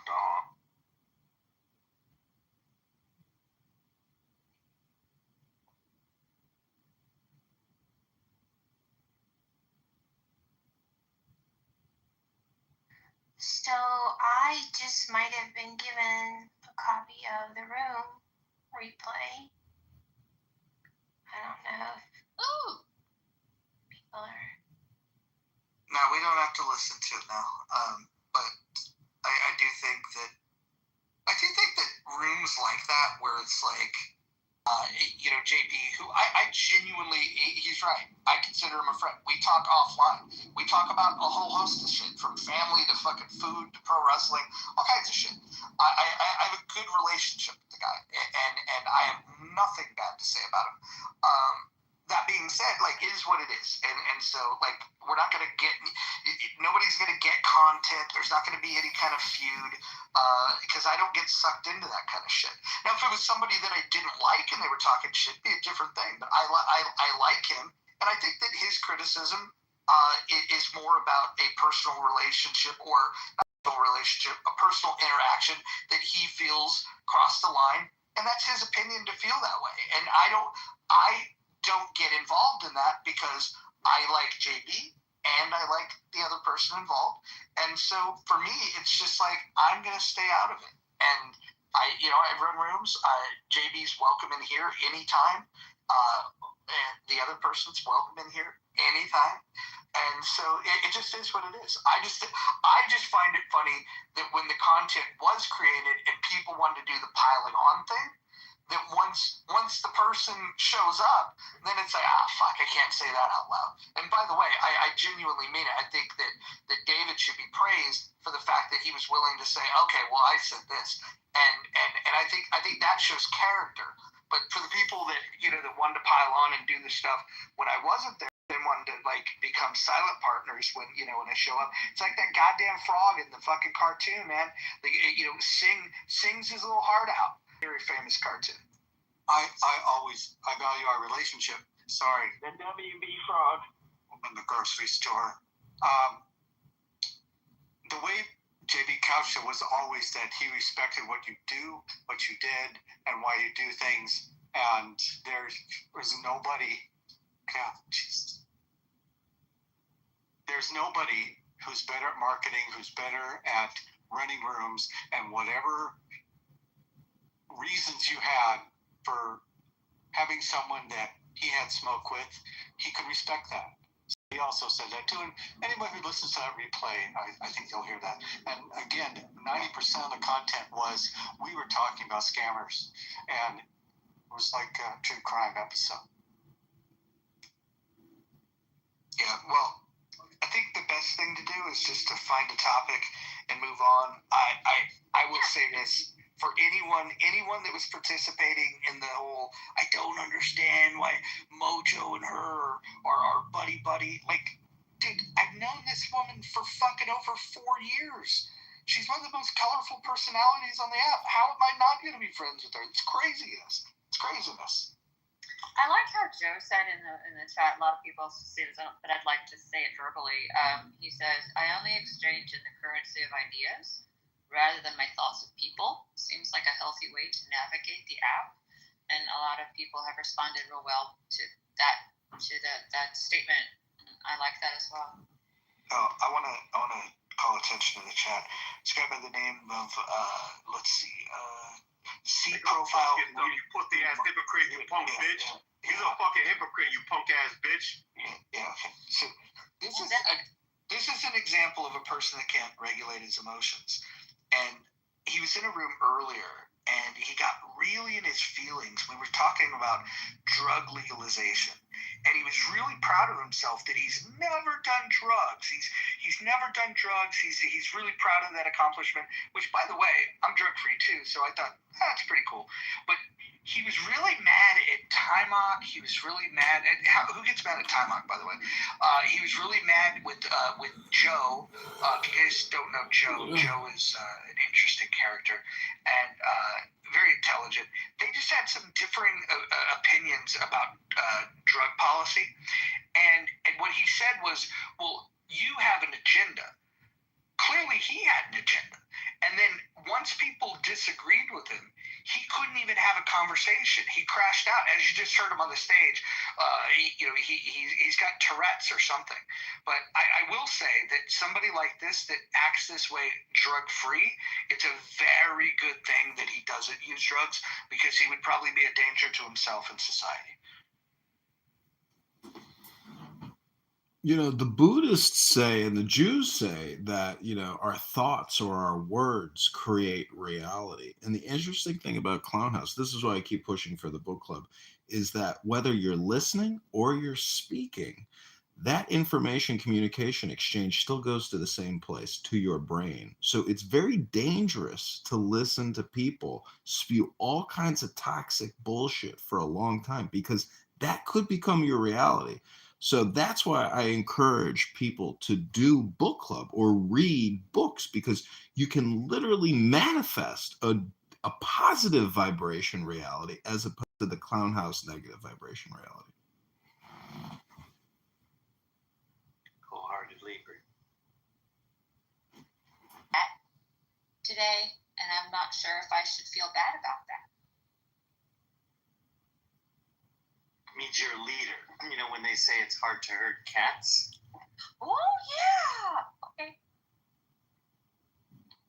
I like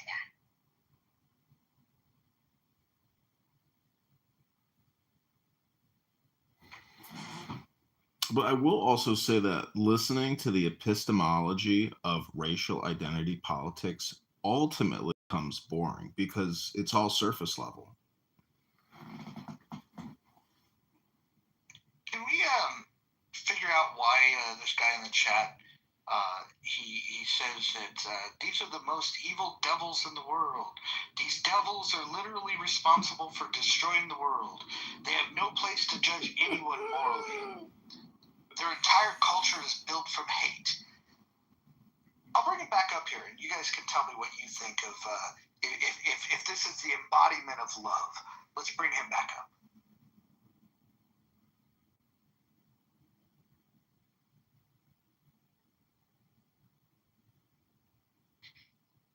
Show us your love. So again, as you see, in this room, I won't be given an opportunity to speak. I'll be cut off and interrupted, because Mojo's a hypocrite. Earlier, he said no interruptions. He didn't make any specifications about him being able to interrupt. But as soon as I started saying something that he disagreed with, he interrupted me, didn't allow me to finish to speak. As soon as he did that, all of a sudden, what does he do? Tries to gaslight me, say I'm angry. Of course you're going to be upset when somebody interrupts you and you're trying to speak about something. And my view was clearly in the minority. You have John here, who's a closet racist and sees a black profile picture, and then he wants to kind of, taunt me and say who hurt you in the comments. And the reality is, this country is hurting me. You know exactly who's hurting me. You know what's happening to black people in America, because you're part of the problem. They're thriving. And yeah, absolutely. And you know what's crazy is this country always is going to have get turned upside down, because you're ignoring, and many of you are miseducated. You're ignoring the contributions that many contributions to our entire development of this country, and you ignore. Does someone want to tell this guy that I'm black? Here we go again. Here we go again. You're not. What it is, you're politically white. So it's not nothing to do with your identity. I'm black. You're politically white. That doesn't. So what I mean by that is that, yeah, it does. I'll show you. So basically, you're an Uncle Tom. Excuse me. Maybe I should have said another word. I don't think I've ever been called that before, but I'm going to add that to my bio. let me not say Uncle Tom. Let me not say that. I'll use another term. Damn it, what's the other term? When it comes to me, I'll tell you. But for the most part, I just want to share this with the room. Mojo, you're a hypocrite. I don't appreciate the way you broke your own rules when I was speaking. Thank you, Sambo. Thank you, man. Read Rule 6. Read Rule 6 of the House. You know what, Mojo? What's interesting? You're a funny guy, and I think that if we were having an actual debate, if we were actually having a real debate, and I was able to speak to that passive aggressive jerk that I was talking to earlier, that you said got me upset, that was taking jab after jab, but no one recognized it because you mean Timok, the last dragon? No, the last sucker clown that I was speaking with when I was on here. Your buddy that you're jumping on his dick. That was Timok. I was all over his dick. He's the last dragon. Yeah. Right. Yeah. Him. So, like I said, if you were able to actually have a debate and talk and actually speak about, he's encouraging the use of drugs. When you talk about drugs and the use of drugs, bring together the idea that because somehow there's some remnant of some drug or some molecule in your body that somehow is present in the drug, that therefore, then what? What does that have to do with anything? It doesn't mean that I have to take drugs. So if we're, this is a weird world where we can sit here and try to rationalize these things. People are making money from drugs, right? And then you ask, what's the difference between drugs and medication? We obviously all know the difference. One is going to be medicated if you're sick. See, the other is just Profile, identifying what it is. do you have a point? And also, people are making money live streaming you on YouTube. Hey, guess what? Hey, John. Fuck you, John. Fuck your family. Fuck everything you got going on. Fuck you. Straight like that, John. If I see you, I'll smack the shit out you somewhere. Yeah, we're not doing that. Yeah, hold on. Can someone tell him which rule he just violated? Threatening violence. Yep, threatening violence. That is rule number 1. So not only did you miss rule number 6, where a moderator has the privilege to interject when appropriate, you also missed the rule number 1, the most important rule: no threats of violence. Perhaps if you smoked some marijuana, you'd relax. By the way, it wasn't Timok that he was having that argument with. It was Joe. If you guys are familiar with Joe, Joe was advocating for marijuana use for veterans that suffer from PTSD. And that was the argument where he went in hard on Joe, saying that Joe is a piece of shit for advocating for drug use and questioning his morals and ethics because of his support of marijuana use for veterans that suffer from PTSD. That's what the full context of the conversation. I am a veteran and I have been diagnosed with PTSD by the Veteran Affairs, but unlike many combat veterans, my PTSD is actually from DEI.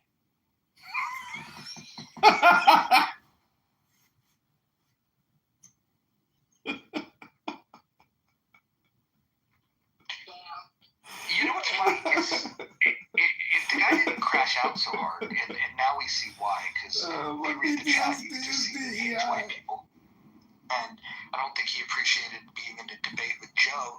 Not Joe Hero, but do you guys know Joe? Joe was he's like an artist. He was the guy that months ago got into an argument with Pepe, and Pepe was telling him that he would beat him up because he's a boxer, and Joe indicated to him that, I'm a kickboxer. How about this? I'll tie my hands behind my back. It was one of the best arguments I've ever heard, all on Clubhouse. But this guy probably would have done pretty good if he would have just, remember how when he got up on stage and cussed me out, and then I brought him back up, and then he did the whole calm voice? I thought he was a different person.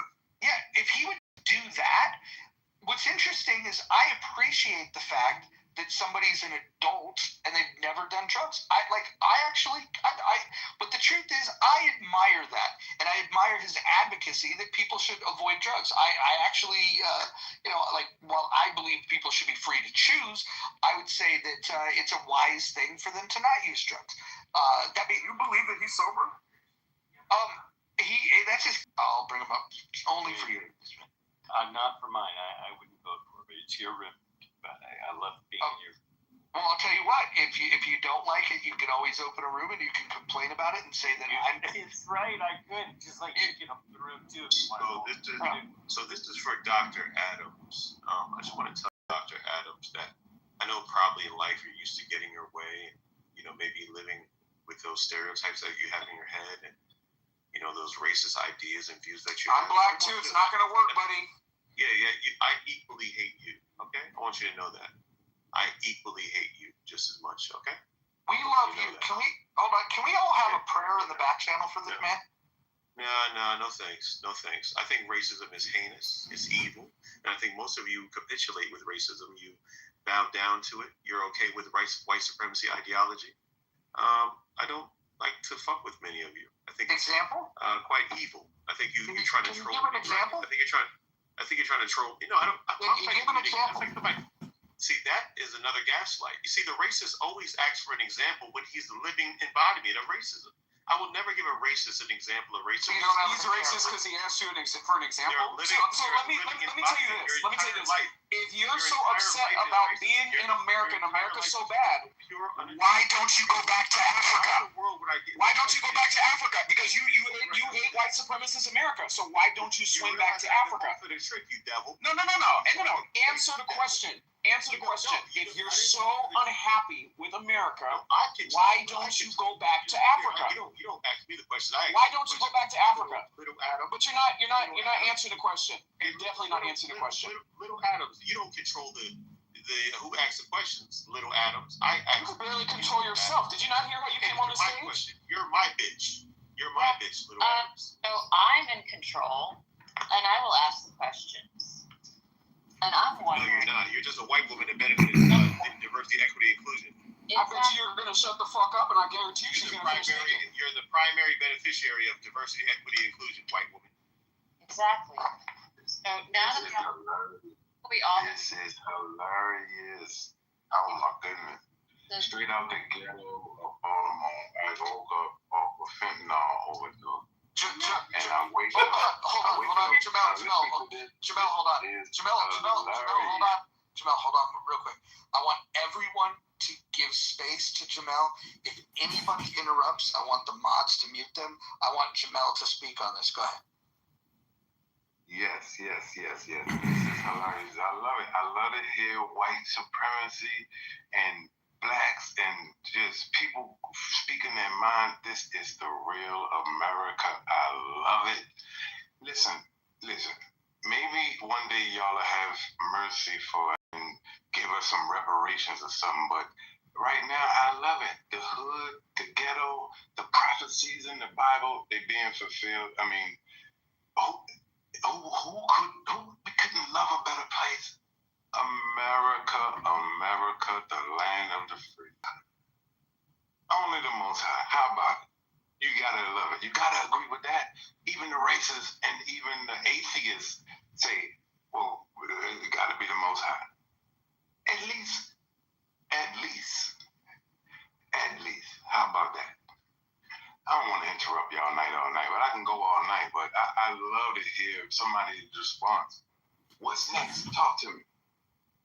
Yeah, Mods, if you could put me in the queue, I'd like to say a prayer for C Profile because he called me a closeted racist. And if we can find some space, I'd just like to say the Lord. Trickery, to steal, to convince people that they need to be enslaved. You guys actually removed parts of the Bible so that people could believe that they were indeed supposed. C Profile here who has accused maybe of being a closet racist.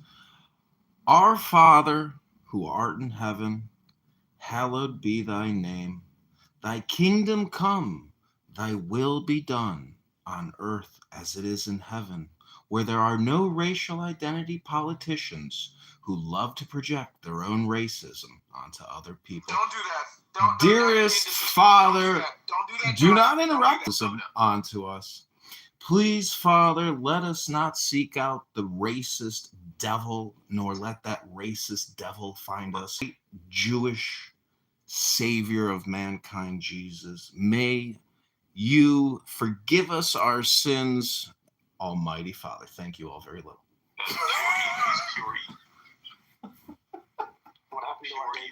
Maybe not pure. Amen.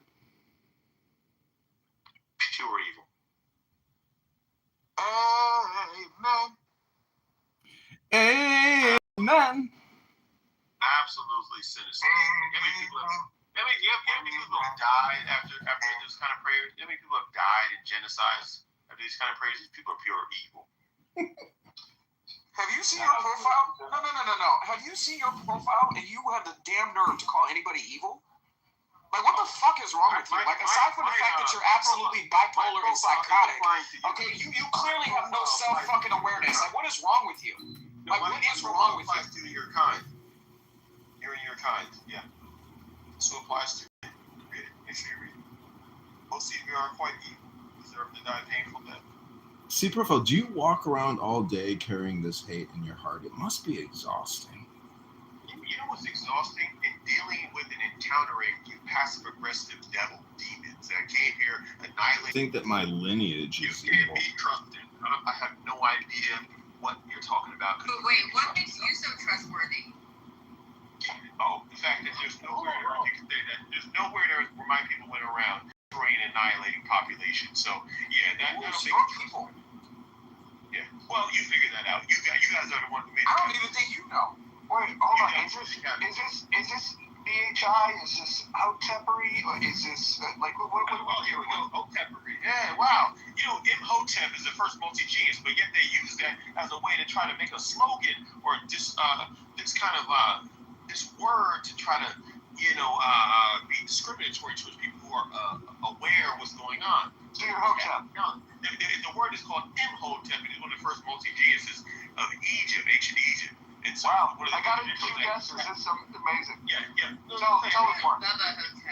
Yeah, it's very interesting though. But according to you all, you think that Galileo was the first one to look at the stars when it was the Dogon tribes of West Africa. You think that people like Pythagoras were the first ones to make those kind of theorems, but no. We was kings. There was early complex mathematics all throughout Africa. You're actually the ignorant ones. You don't know your history. That's why you're stupid. You believe in fairy tale stories. What kind of person generalizes it as most of you are dumb. Everybody in the room knows We're that smart. Smart people generalize dumb people like yourself, Hillary. You're dumb. You're dumb. Yeah, you're dumb. Hold on, Hillary, you're not the right person to speak to this right now. I want to see Profile, brother to brother, black man to black man, black man to black man. Let's talk politically white. Oh, politically white. Explain what politically white means. Well, white is this group, right, of people who've come from Europe. They've identified themselves, or you don't have to necessarily come from Europe. You can be kind of white adjacent. It's a political identity. My ancestors are the Moors. My ancestors are the Moors. Yeah. So you say, but your Moors are maybe rolling in their grave right now. That's what you claim. But they be rolling in their grave right now because you're a sellout. What do you think of homosexuality? Don't talk to me about your lifestyle, brother. I don't care about those things. No, well, listen, I was just going to ask you. Don't talk to me about your lifestyle, this brother. This is the same man, Roger, that said that he would make me his bitch, so I think we already answered that question. Well, I'm just wondering, do you oppose homosexuality? You're not talking about your lifestyle, brother. I'm not into that. Don't interrupt me. I'm not into that. Don't talk to me about your lifestyle, brother. I want to hear about it. It's not going to end well. I want to hear about your lifestyle. Okay, listen, you're never going to talk over me. Let's just understand there's a pecking order. And I know that you feel that the pecking order is based on race. I would say the pecking order is based on intellect. And you can't even have the common courtesy to have a conversation. I was just trying to get to the bottom of if your homosexuality extends beyond prison. I know that you're into prison sex. What I'm not sure about is if you're a homosexual outside. Gay for the stay is something we've established for you. But are you gay when you're on the streets? That's the question everybody wants to know. I'll bring you back up and you can explain it to us.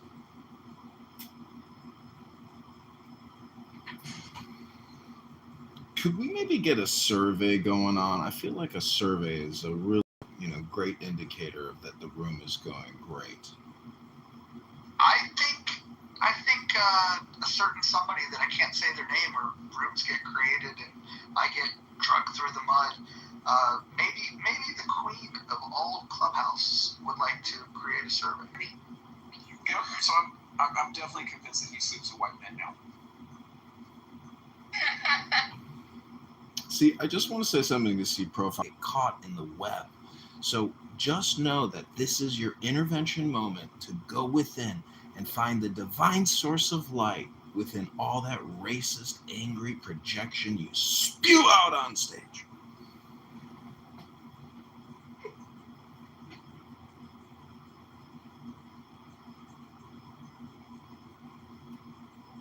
Ain't nobody like the Most High. How about that? At least prophecy fulfilled. Alpha and Omega. It already happened. How about that? Life is short. Second coming is coming soon. It takes wisdom to understand this knowledge. I am curious to know who's the Most High in the room right now. Hillary or Dippity or Holly or Miss Lopez, Kristen or my queen, if you could please bring Mr. C Profile back up to the stage. I tried to invite. What's up, cowardly racist? What's up, cowardly racist? We have a survey up top. What do you think? I'm not clicking on it. You're afraid. Don't be afraid. It's not like a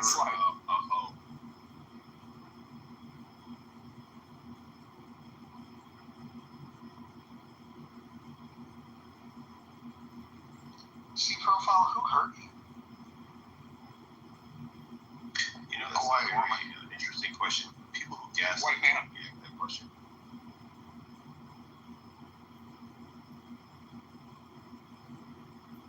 C Profile, do you know that you're being streamed live on YouTube right now for the whole world to hear? What do you have to say to your fans? I want Stinny to know that when you're saying those things in the comments and all that, Stinny, with your AI picture, because you're too ugly and you don't want to put your real picture, go fuck yourself. The reality is that most of you are some anti-black racist haters, and you're really, you know, it is. I can't be anti-black. I am black. It's going to come down to a war, and that's what it's going to come down to. And hope you know you understand what that means. No. Let's do the math on the war, shall we?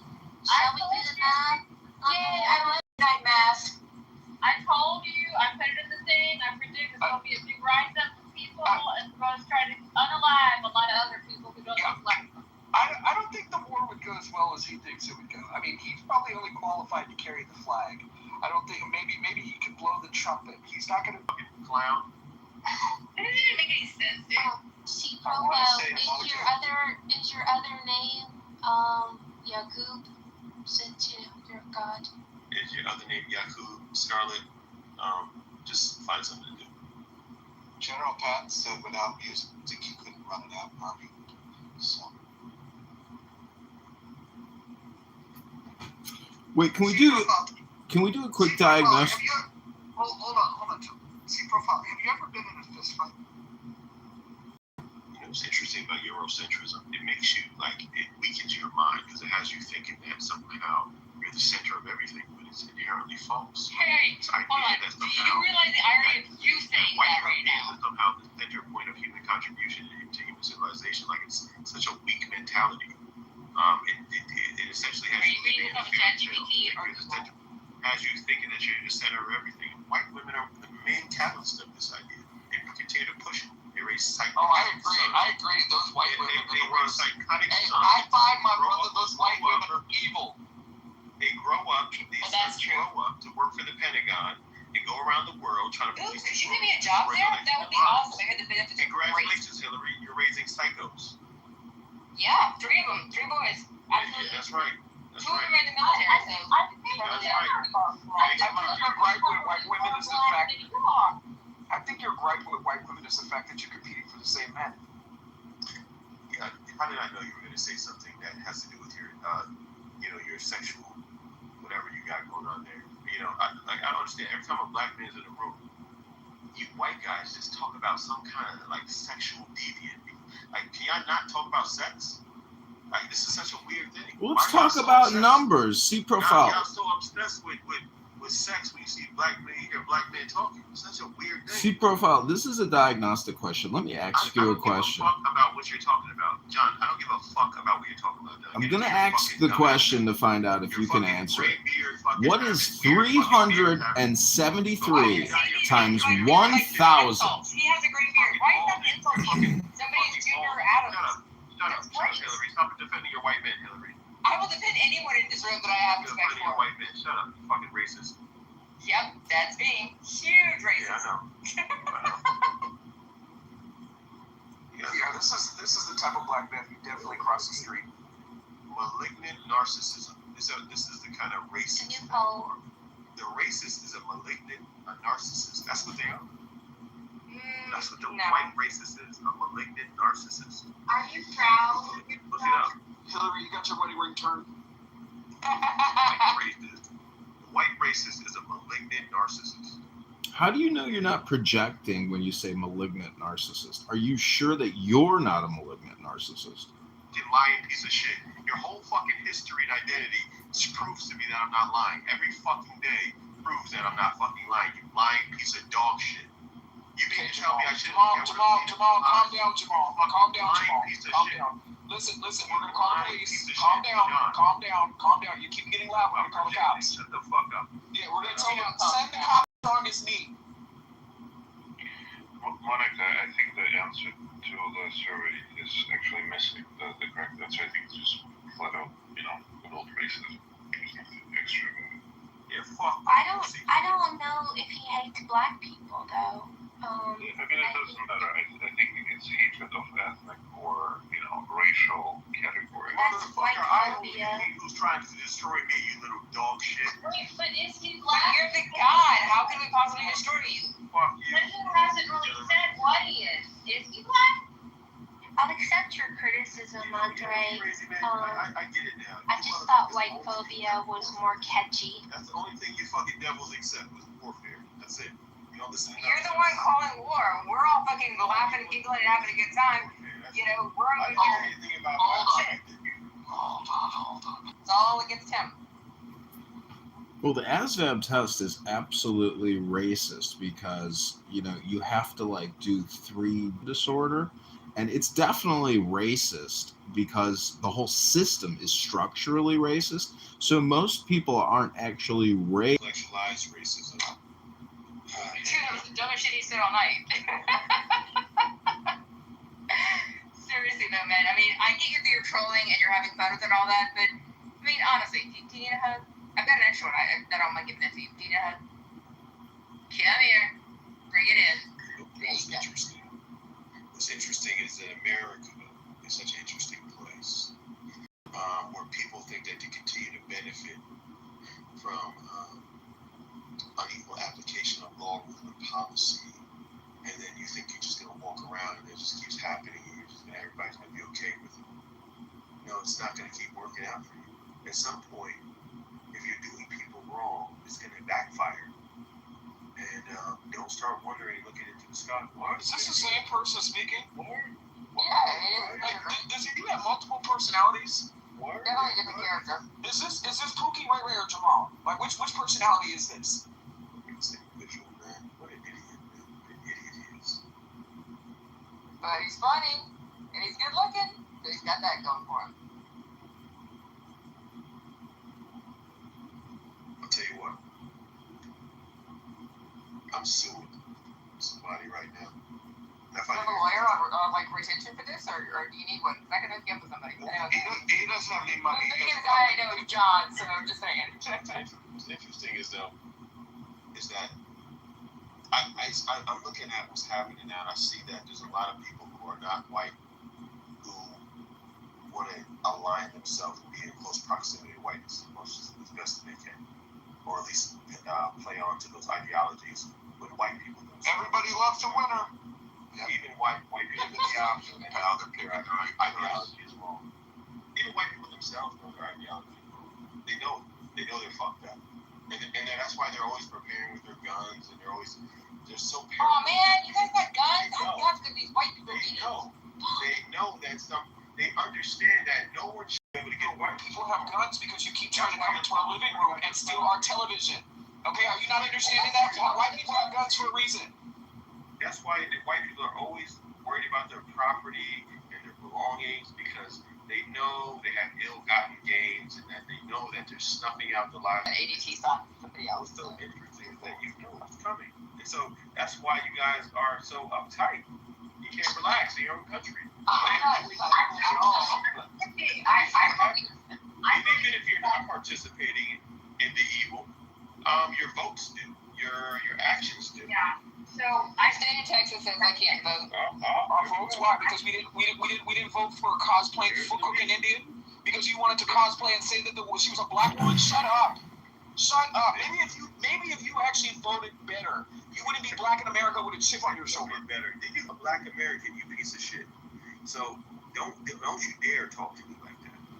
All right? And you came to America when? Every war in this country since this. And you even know who your father is. I bet you met him on Maury, didn't you? Are you a man? I bet you met him on Maury. I bet you met him on Maury, didn't you? Are you a man? I bet you met him on Maury, didn't you? Are you a man or a woman? I can't tell your voice is unisex. Are you? That they cast on other people is actually a projection of their internal monologue.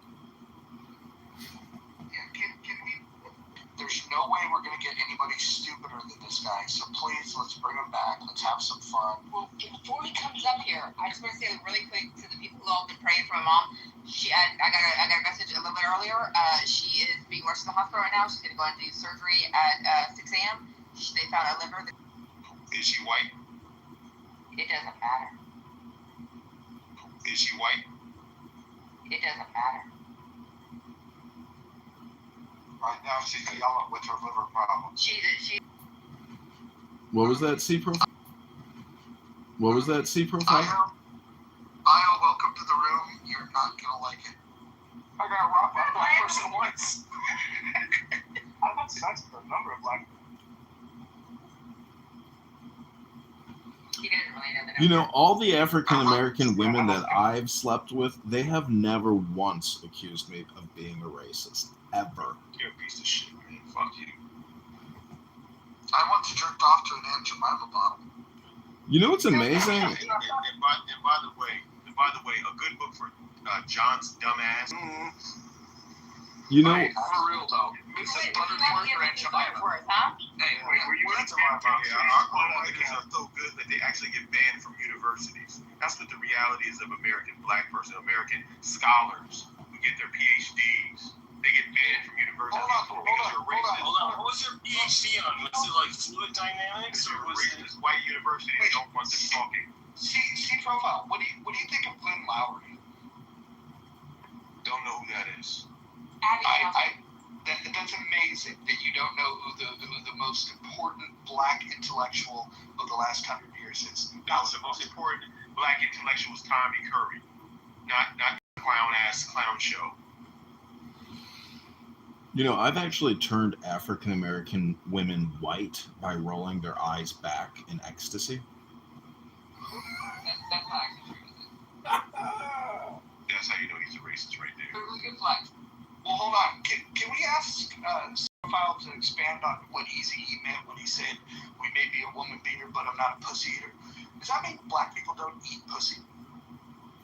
Get off this line. So you don't eat pussy? It doesn't matter what the fuck you say to me and I say to you. That when I go off of this live and you go off of this live, we're all gonna have different experiences. In this fuck ass American country. Well, your experience include eating pussy? Fuck you, pussy. This fucked up country still wrongfully convicts people like me. This fucked up ass country still has police harassing people that look like me. This fucked up ass country still discriminates in banking. What do you think of the Jews? The white Jews, you mean, or the black Jews? The Jews. But I wasn't talking about them.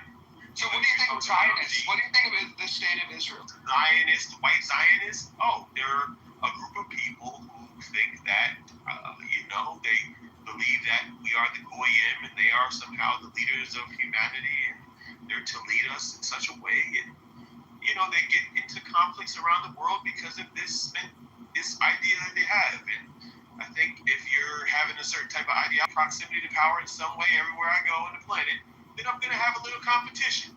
I'm going to have a little bit of pushback. That's how the world is. People want power.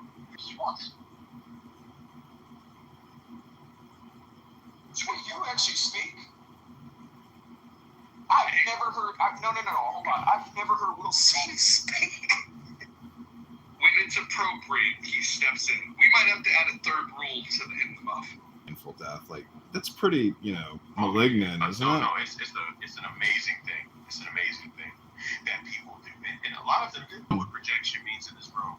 We all know what that means, but you got to come up with something new. You got to find a new shtick, okay? Just find something new. You speak Yiddish?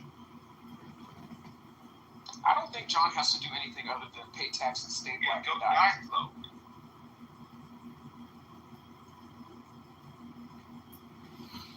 Can you imagine what it was like being a Jew on a plantation in Georgia or South Carolina? I'm trying to spread a false narrative. It was white people participated. In fact, there was a large number of white people that were non-Jew that were participated in the transatlantic slave trade. Stop telling your little fairy tale that you tell yourself so you go to sleep at night. Whatever you tell you and your kids so they can go to sleep. Stop lying to yourself. Stop telling Santa Claus. We let you go on with that long enough. Now, a couple of years past from now, you're probably going to say that, it was just a couple of black people working for free doing favors. You probably changed the story of slavery entirely if you had the chance. Stop lying about the participation white people, and including non-Jews, had in slavery. Stop lying, John. Yeah, the Jews don't know anything about being enslaved. Nothing at all. Right, from 1939 to 1944, whatever the hell, 1938 to 1945 or so. Yeah, really long compared to 400 years. Thanks a lot. False equivalency, that's called. You want to go back to Egypt? Sure, why not? You gonna pay for the trip? I need my reparations first, bitch. He's not gonna take the ticket. Can I go? One-way ticket, my friend. God damn it.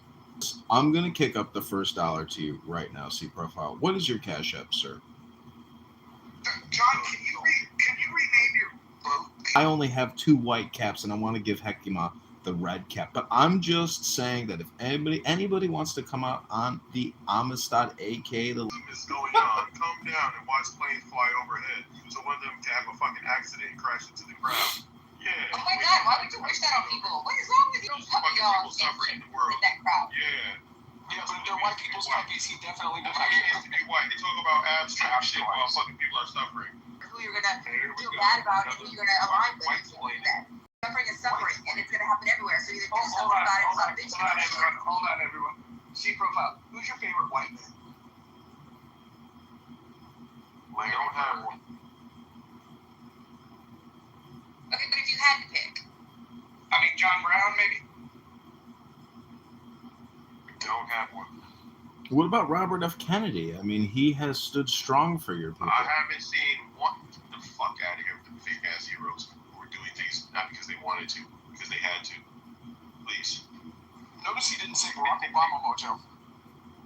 To be LBJ.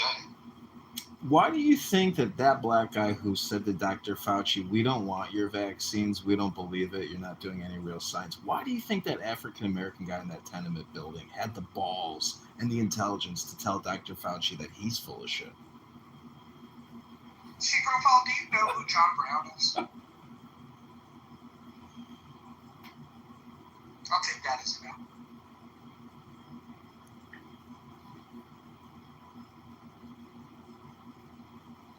John, I did change my PTR for you. Oh, what is it? Let's see. Oh, wow. Look at those beautiful blue angels in a tight formation. How tight? That was inside July 30th, Northwest.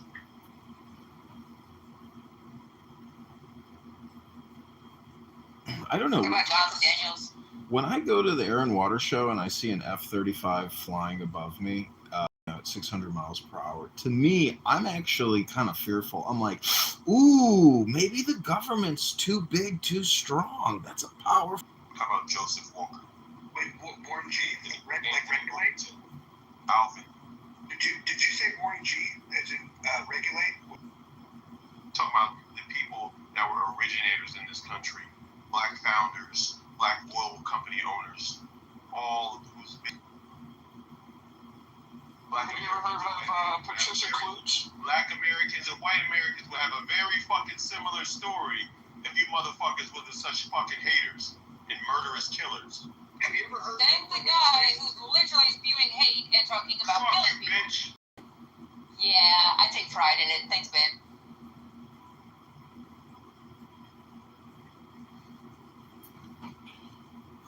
Who hurt you?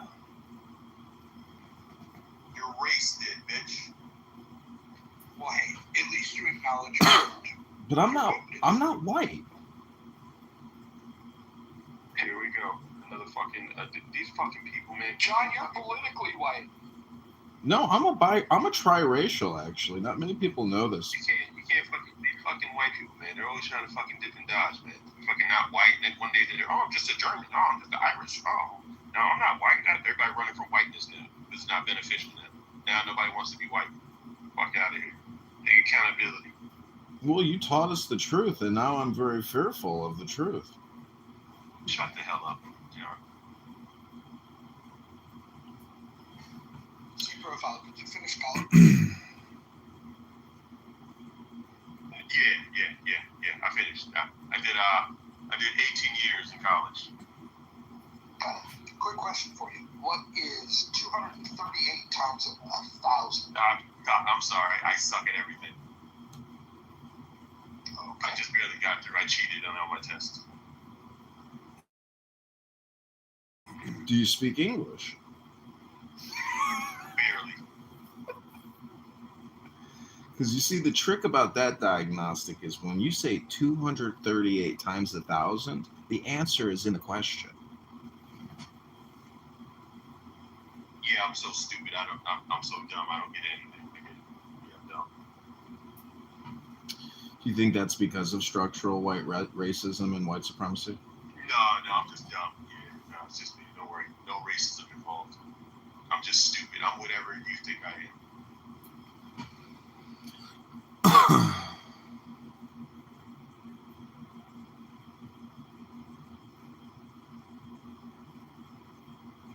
Do you think you'll be stupid long term, or is that just like a short term Anything problem? else, devil? How long can you be evil? Like, how is it? I guess it's just in your bloodline, huh? Are you big into bloodline type, statements? Thinking, like, what is a bloodline really?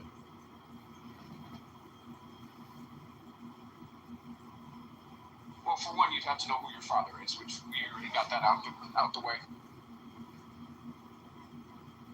Well, don't we all technically share the same father? For the black community that you have?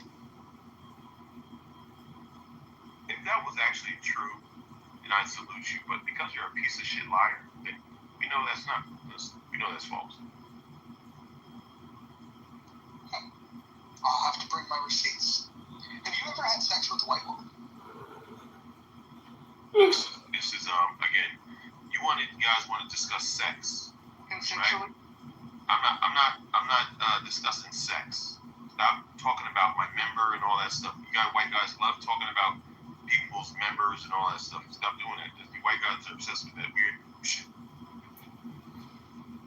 You know. Do you know what the name of this house is called? C-profile? Have you ever been in the muff? Can you stop? Well, see, profile. Not only do I want to give you $1 today for reparations, but I actually want to start a GoFundMe page so we can fly you to Israel to send you to LGBTQ Pride Month in June, so you can get a real good taste of Tel Aviv. We know that that's part of your community that you know. I think you're definitely getting pegged by that, which is a source of contention. Yeah, you definitely get pegged by. What's he even talking about? Look at the words he is using. It's a weirdo, man. Oh, thank God Tamok is here. Thank God Tamok is here. And Hillary's a liar. Again, another white. Yay! I can do another label. I love that. I put these white stickers on my wall. manipulator. Mass manipulator. Sending her white soldiers to get me. Sorry, but that was kind of cool. I got soldiers now, y'all. Soldiers.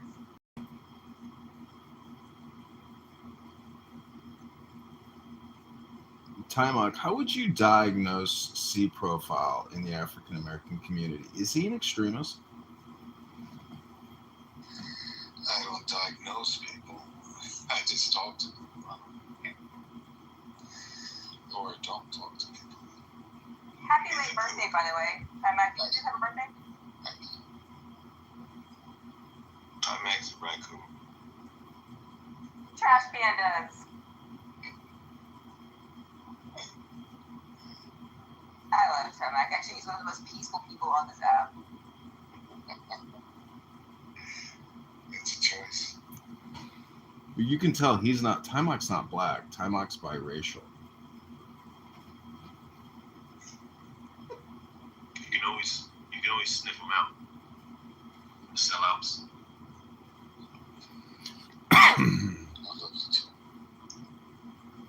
But they don't smell like cocoa butter and bubble wraps? I was just thinking, what kind of cologne do sellouts wear? Because it probably smells really good. It's probably really expensive. C Profile, have you ever been to a clubhouse barbecue?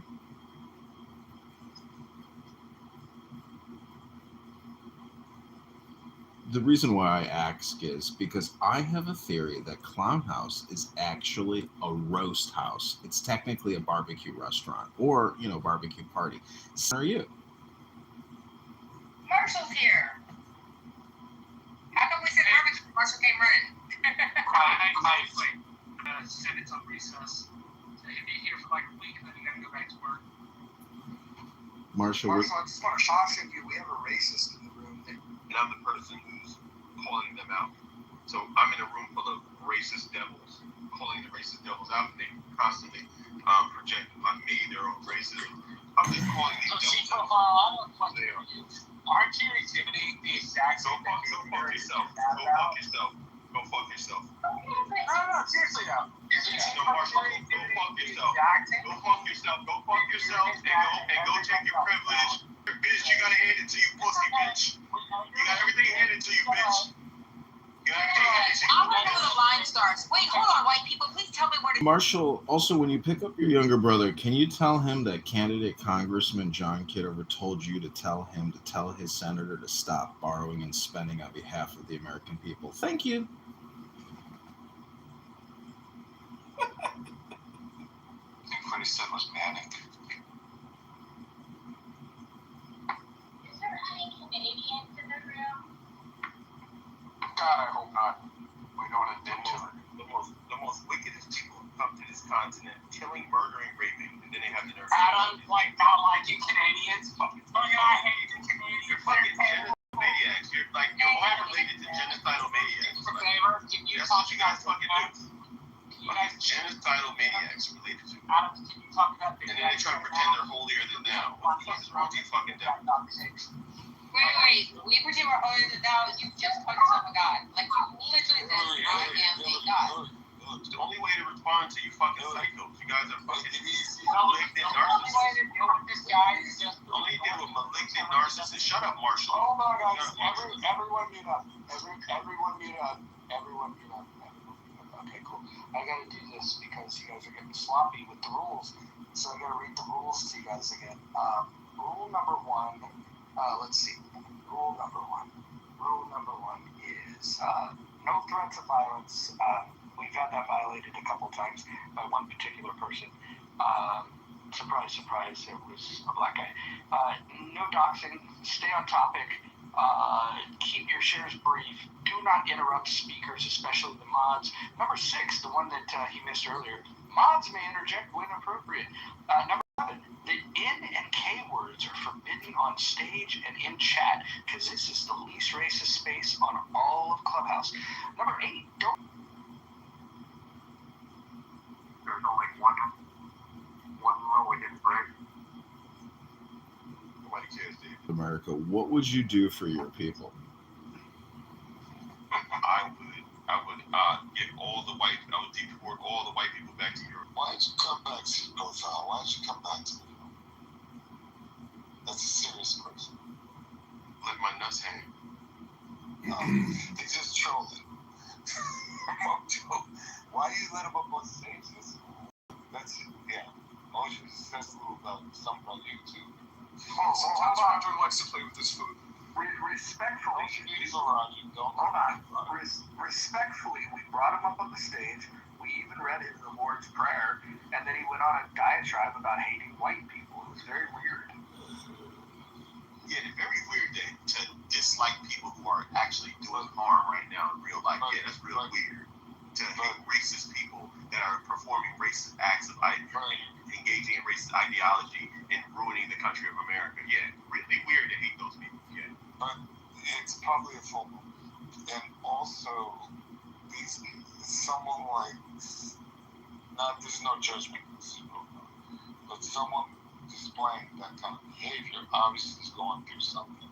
And it doesn't help him at all if you just spit, sarcasm or spit shit back at him, acting like children. So that's my point of view, and I'm sticking to it.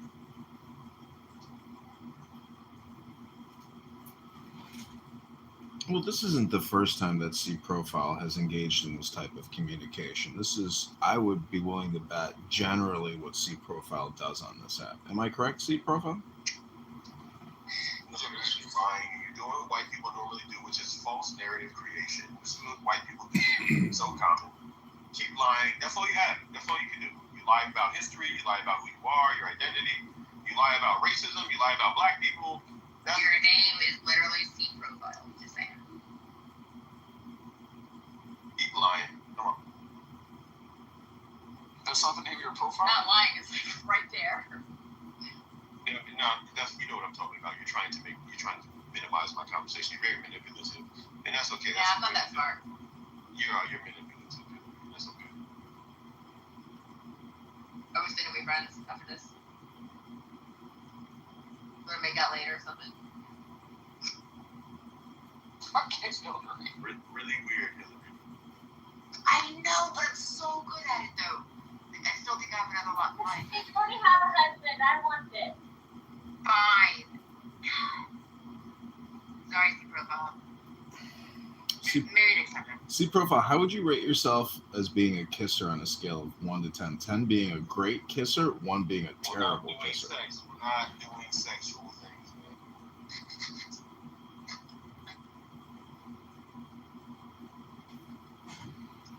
I mean, how would you rate yourself as being a patriot? 1 being not a patriot, 10 being a patriot. Because if you want to deport all the white people, I would claim that you might be a real patriot if what you're saying is true. Yo, bro, ask the women, bro. Ask the women questions, bro. Stop talking. Okay, my bad. Hillary, how would you rate C Profile on his lovemaking skills? 1 being the worst, 10 being the best. Well, everyone knows your dick is bigger, so. But he did want to snuggle afterwards. You just got him left, didn't even offer me breakfast or no shit. C Profile, how romantic. I didn't know you were a romanticist. That's beautiful. When was the last time, C Profile, you told a woman that you loved her and you respected her? Go with this racist guy talking about relationships, bro. Talk to a woman, bro. Oh, wait, you're a man? I thought you were a woman.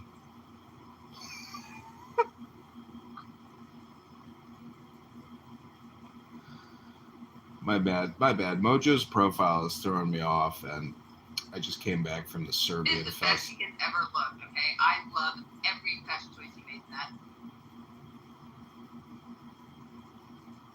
This dragon fruit is delicious.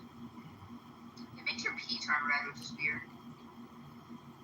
It's a great question. Who is more racist, Pepe or C Profile? I've cast my vote.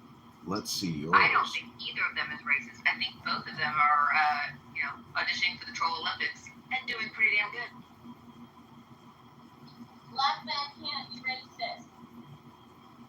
Kristen, are you in the bathtub right now? No, it's not that can't be racist. Yeah, don't tell him what he can and can't do, Kristen. Damn.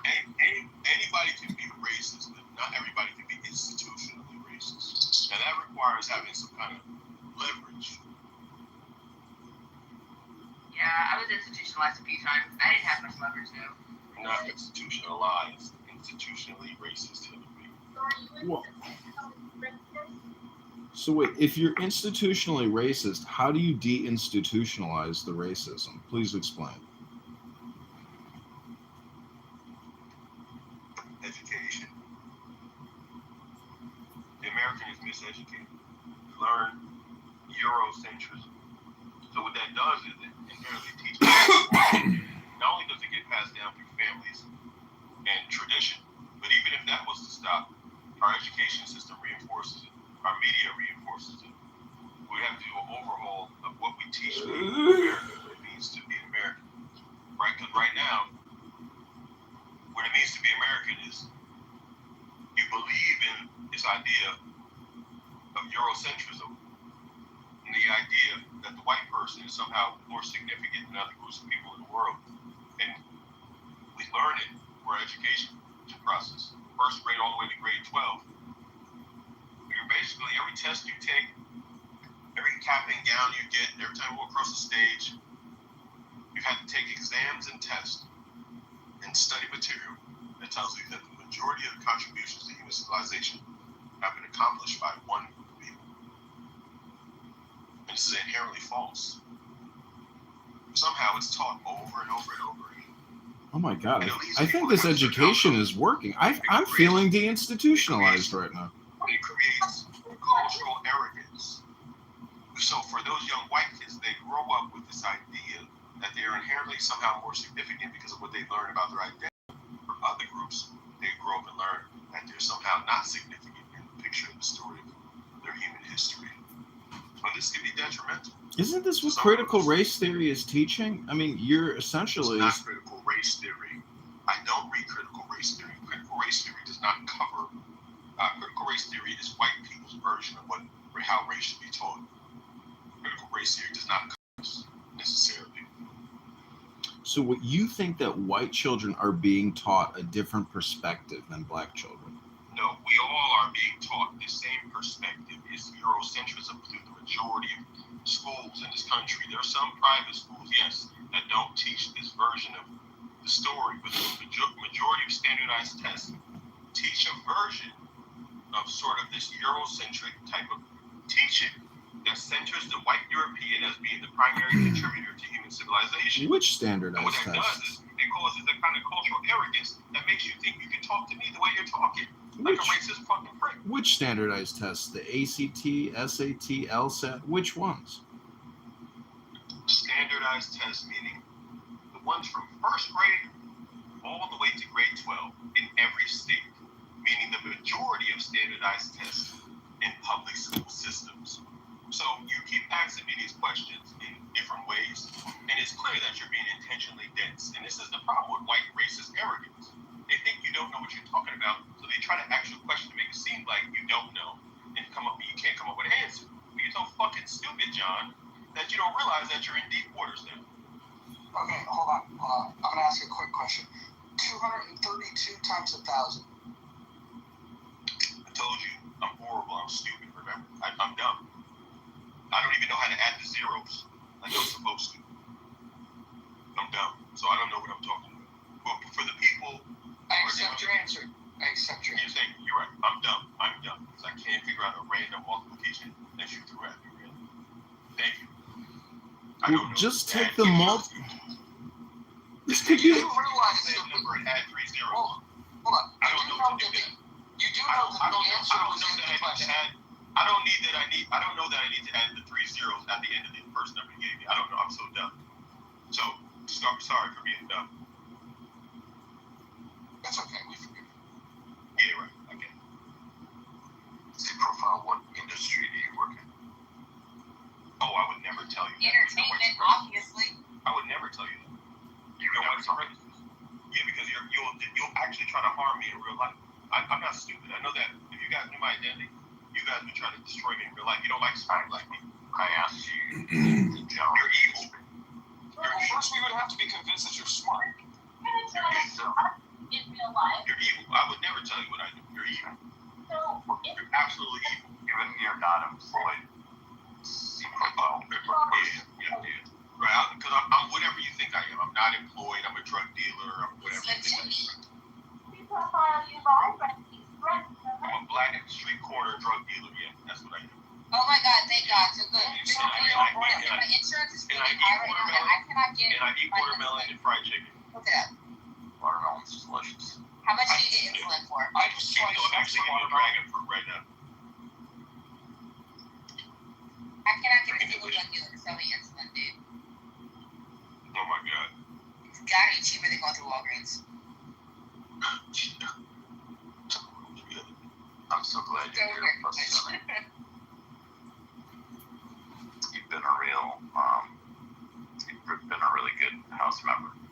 You know, C Profile, I say, without you here tonight, this room would have been so boring. So thank you for, joining us and, enlightening the room and need to do anything. It's the system, it's the European-centric system that has already harmed you. I wouldn't dare harm you. Dr. Adams would too. John, 100%. Hold on, Adam. John, didn't you invite C Profile to come out on your yacht? That's true. The Amistad. Would you like a captain's hat? Hekama's gonna be there. I'm inviting all the natural resources of our beautiful There's Earth. a couple ugly ones too that Do you want to come on the Lady Hawk and enjoy the truth of the blessings of peace and love and? Here we go. Other white racists. They'll hurt you. White people, I told you. White racist people in America. Why don't they touch you? Okay, we can go back on mute. Do you have any hobbies? Who hurt you? Who hurt you? Yeah, fighting racism, one of my favorite hobbies. I think they touched you from Enjoy that very much so. Filing complaints after complaint after complaint, filing class action lawsuits, love it. Love destroying your fucking race. Who hurt you? Now he's gonna do a zombie band, and I really want to be at that concert. You asked, and I told you. You asked, I delivered, and I told you. When was the last time you ate chitlins? Have you ever been to a bar where you throw I ate axes? with your mother. Me and your mother were eating chitlins together. Have you been to Is a? the person that hurt you in this room? All of you. Wait, hold on, what did I do? European-centric, No, we were friends, man. standardized testing. I gotta go cry about it now. Oh my god, Necro is here. I thought we were gonna make Oh, Necro's gonna love this. Let's ask Necro. Necro, has standardized testing of European-centric standardized testing caused white structural racism and white supremacy? Yeah, I know that there's like a discussion of tests or scores and having to do with race. I'm not an expert on the subject, so I can't really say.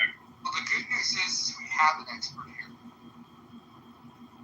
Well, I'm willing to hear them. Good luck, Necro. C Profile, meet Necro. Necro, meet C Profile. And in this corner, we've got C Profile weighing in at, we're not really sure, and Necro weighing in at a lot of resentment and anger. And look at John. John thinking that he could somehow, he still thinks he's selling Negroes. He could set up a fight night with people. I just want to say You can't tell me. No, you can't. No, you stay on topic, bitch. I just wanted to comment. I didn't know he sounded that angry. No, this is a conversation between me and these wannabe slave masters, and then he could sell me into a fight. Okay, it was college, and I did the whole domination thing for a little bit, but I looked really good in those boots as Kristen. Have you seen the movie Lionheart with Jean-Claude Van Damme? C Profile, because that's kind of like Mandingo fighting.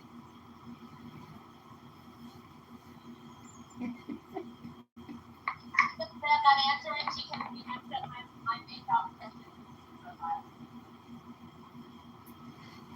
You know, Django and. Oh, wait a minute. Important announcement. Gildas is here. Everything will be. Look, we're going to bring balance to the force with Gildas. Gildas, I want you to meet my new dear friend, C Profile. C Profile, meet Gildas the Great. It's a trap. He is the king of the Clubhouse Blacks, and he would like to talk to you. So I just want to ask you to see that. No, Necro, this is not your time to speak. Gildas, go ahead. What's goody? I do think I might have become the king of the blacks on this app. I don't know. I'm trying to vie for the throne.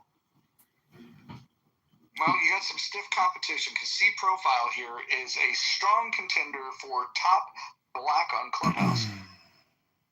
You know, C Profile, Gildas works in a European-centric university, and if they knew his opinions, they would terminate him for being what they, consider untaught.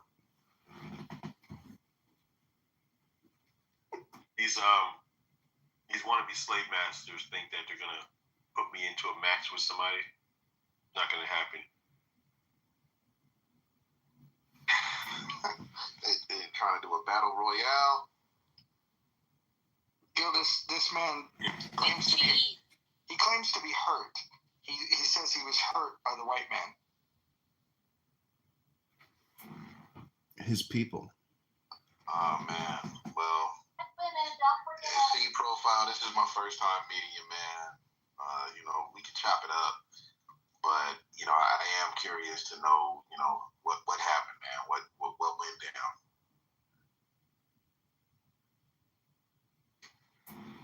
This is your conversation. I love America, C Profile. So, you mean like they got us with our backs against the wall and we can't breathe, or what angle you might be coming from, man? I just want to be clear. The conversations I'm about to have has nothing to do with Mojo. Has nothing to do with any of the individuals in here. David, or whatever his name is, Will something. That's fair enough. So you just want to understand something. Wait, you just want to ignore your environment. They're using you, brother. Don't let these brothers use you, man. Hey, man, I don't feel like I'm being used, man. I feel like I'm doing my own thing, but why am I being used? You're putting a battery down. You say I'm not going to get an argument of the egos with another brother down. You say I'm not going to get an argument of the egos with another brother on this platform. But to say that we are going and trying to use him, put a battery in him. Why is he saying that we are going and trying to use him, put a battery in him? Why is he This is a good time for a white woman's voice. Please, silence. Let Gildas take care of this. I understand. But, everybody on this stage, let me look. Everybody on this stage, I've had vehement disagreements with. I've gotten into fisticuffs with everybody on the stage, white, black, whomever. A lot of them don't agree with everything that I espouse. Sometimes we can't even talk to each other for several months because it's like, man, I don't want to talk to that motherfucker Gildas or whatever it may be, man. I'm a fair actor on this app. So, if it was a racial topic you want to talk about, these are my homeboys and shit, my homegirls. But I can disagree with people. I'm a man. I know how to disagree and separate or come to some kind of understanding. So, I'm sincere with my shit. That's called the credibility part, C Profile. Thank you. There's still white devils. Thank you. Maybe we can start asking your opinions on capitalism. Capitalism started with the transatlantic slave trade. All right.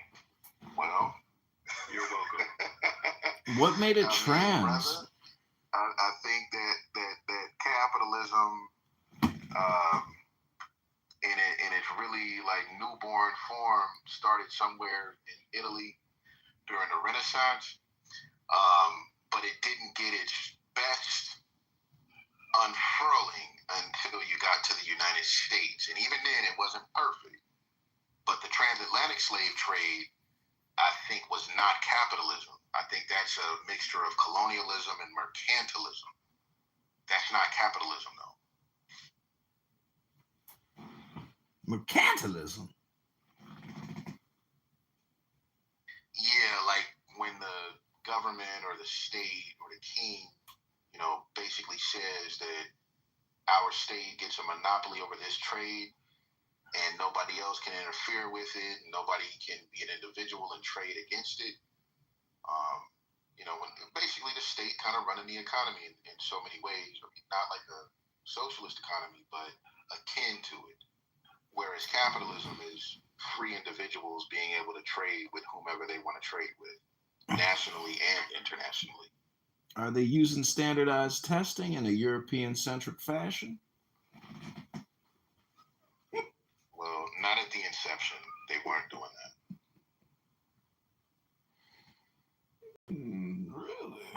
mean, I didn't get kicked out of another room, but I was just in another room where a similar conversation was being held. And the capitalism is one of the only reasons black men like us can call ourselves even semi-free today. If it weren't for the capitalism, we'd still be slaves. Well, don't forget the Republican Party liberated all the slaves. If it wasn't for in the European world, see when the Haitians revolted and sent the French fleeing after losing over 100,000 men, you had a change and shift in ideas. Africans weren't thought of as humans with autonomy. They were thought of as things, these creatures. But once they realized that they could strategize and execute and potentially win at war, this changed things. So they had to realize they weren't just dealing with all these silly words to take away. I really like the whispering tone. If anybody's keeping score, that's voice number 6. The really weird sort of intellectualizing of history and using these words to try to sidestep historical events that literally changed the path and course of history.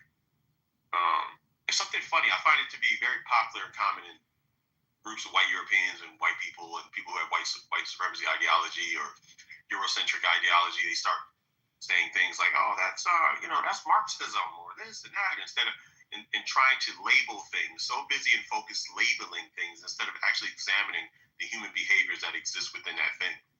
Because it's so much more important for people to accredit themselves with knowing these forms of terminology as opposed to actually talking about historical events that change things. Black people weren't freed by war. We freed ourselves. Yeah, well, I understand what you mean about how inspirational the Haitian Revolution was, but I do have my qualms because insofar as the Haitian Revolution, threw off slavery and defeated the French, I mean, that is the most momentous slave revolt in the history of humankind. The fact that they won, Spartacus did not win. Do you know about the Gullah Geechee Wars?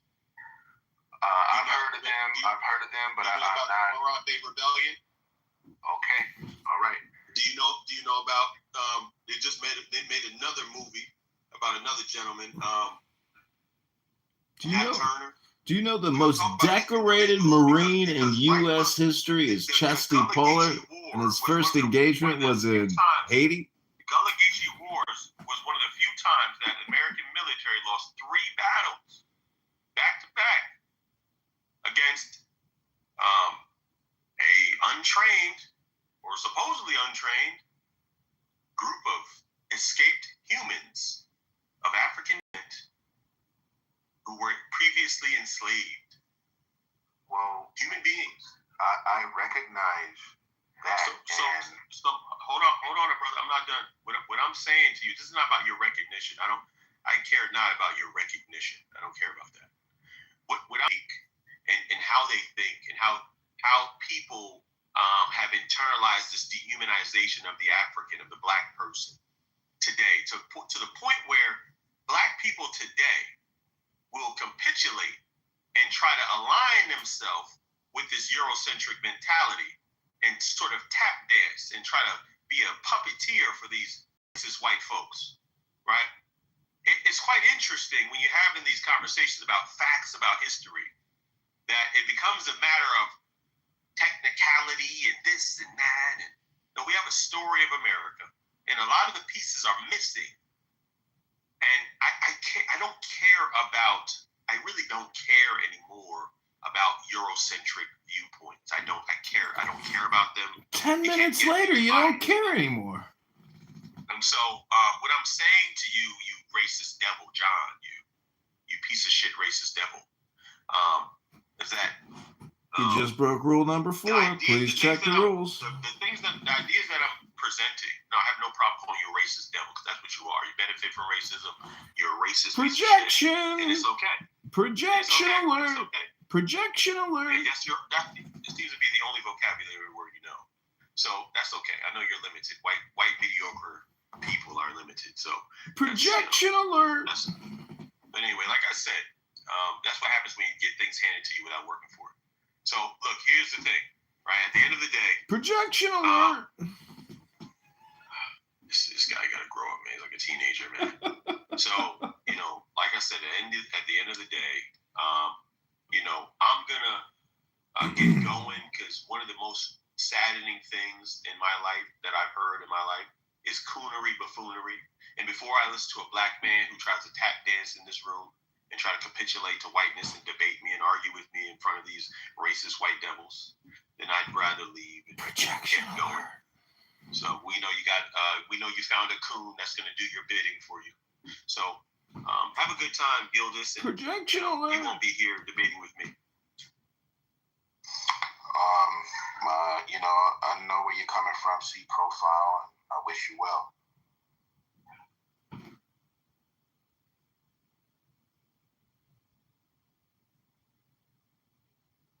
I don't wish you well. That was positive vibes. Well, I mean, it's not anything new. It's par for the course.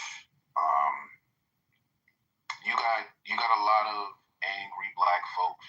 You got a lot of angry black folks, and they haven't really wanted to get into the history or get into the nuances of things. They just know like something ain't right, and it's the white man's fault. And to a certain degree, man, I can understand where a brother like that might be coming from, but it's that unwillingness to engage intellectually that it holds my community back, man. It holds it back. I'll say this in front of white folks. I'll say it in front of black folks. You can call me a coon. You can call me whatever you want. But now it's a formality here.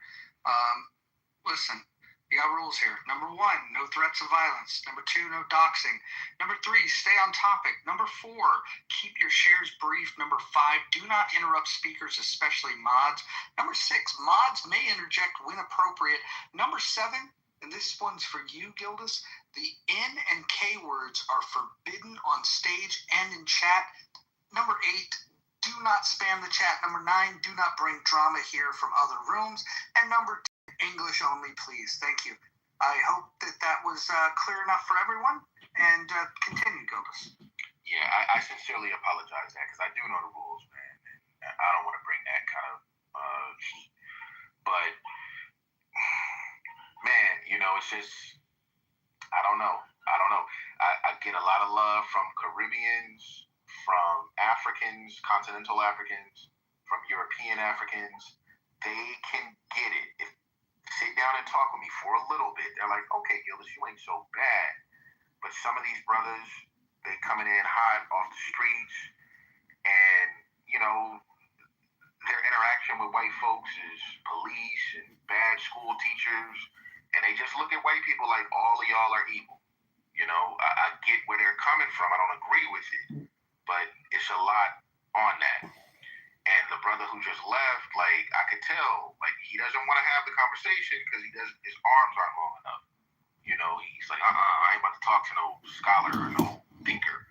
Fuck that. I just wanted to, like, troll the white folks and move on my day. It is what it is. It's happened before. He isn't the first one. He won't be the last one. Gildas, right there. Gildas, why do African Americans always say my people?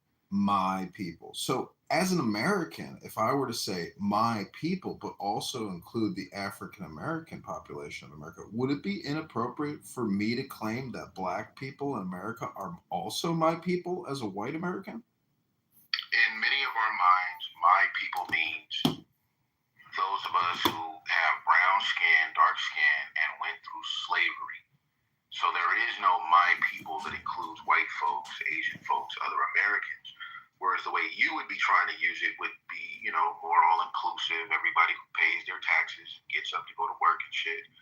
They're all Americans to you. Wait, do we live with time travelers in this country? Because I don't think anybody alive today was a slave.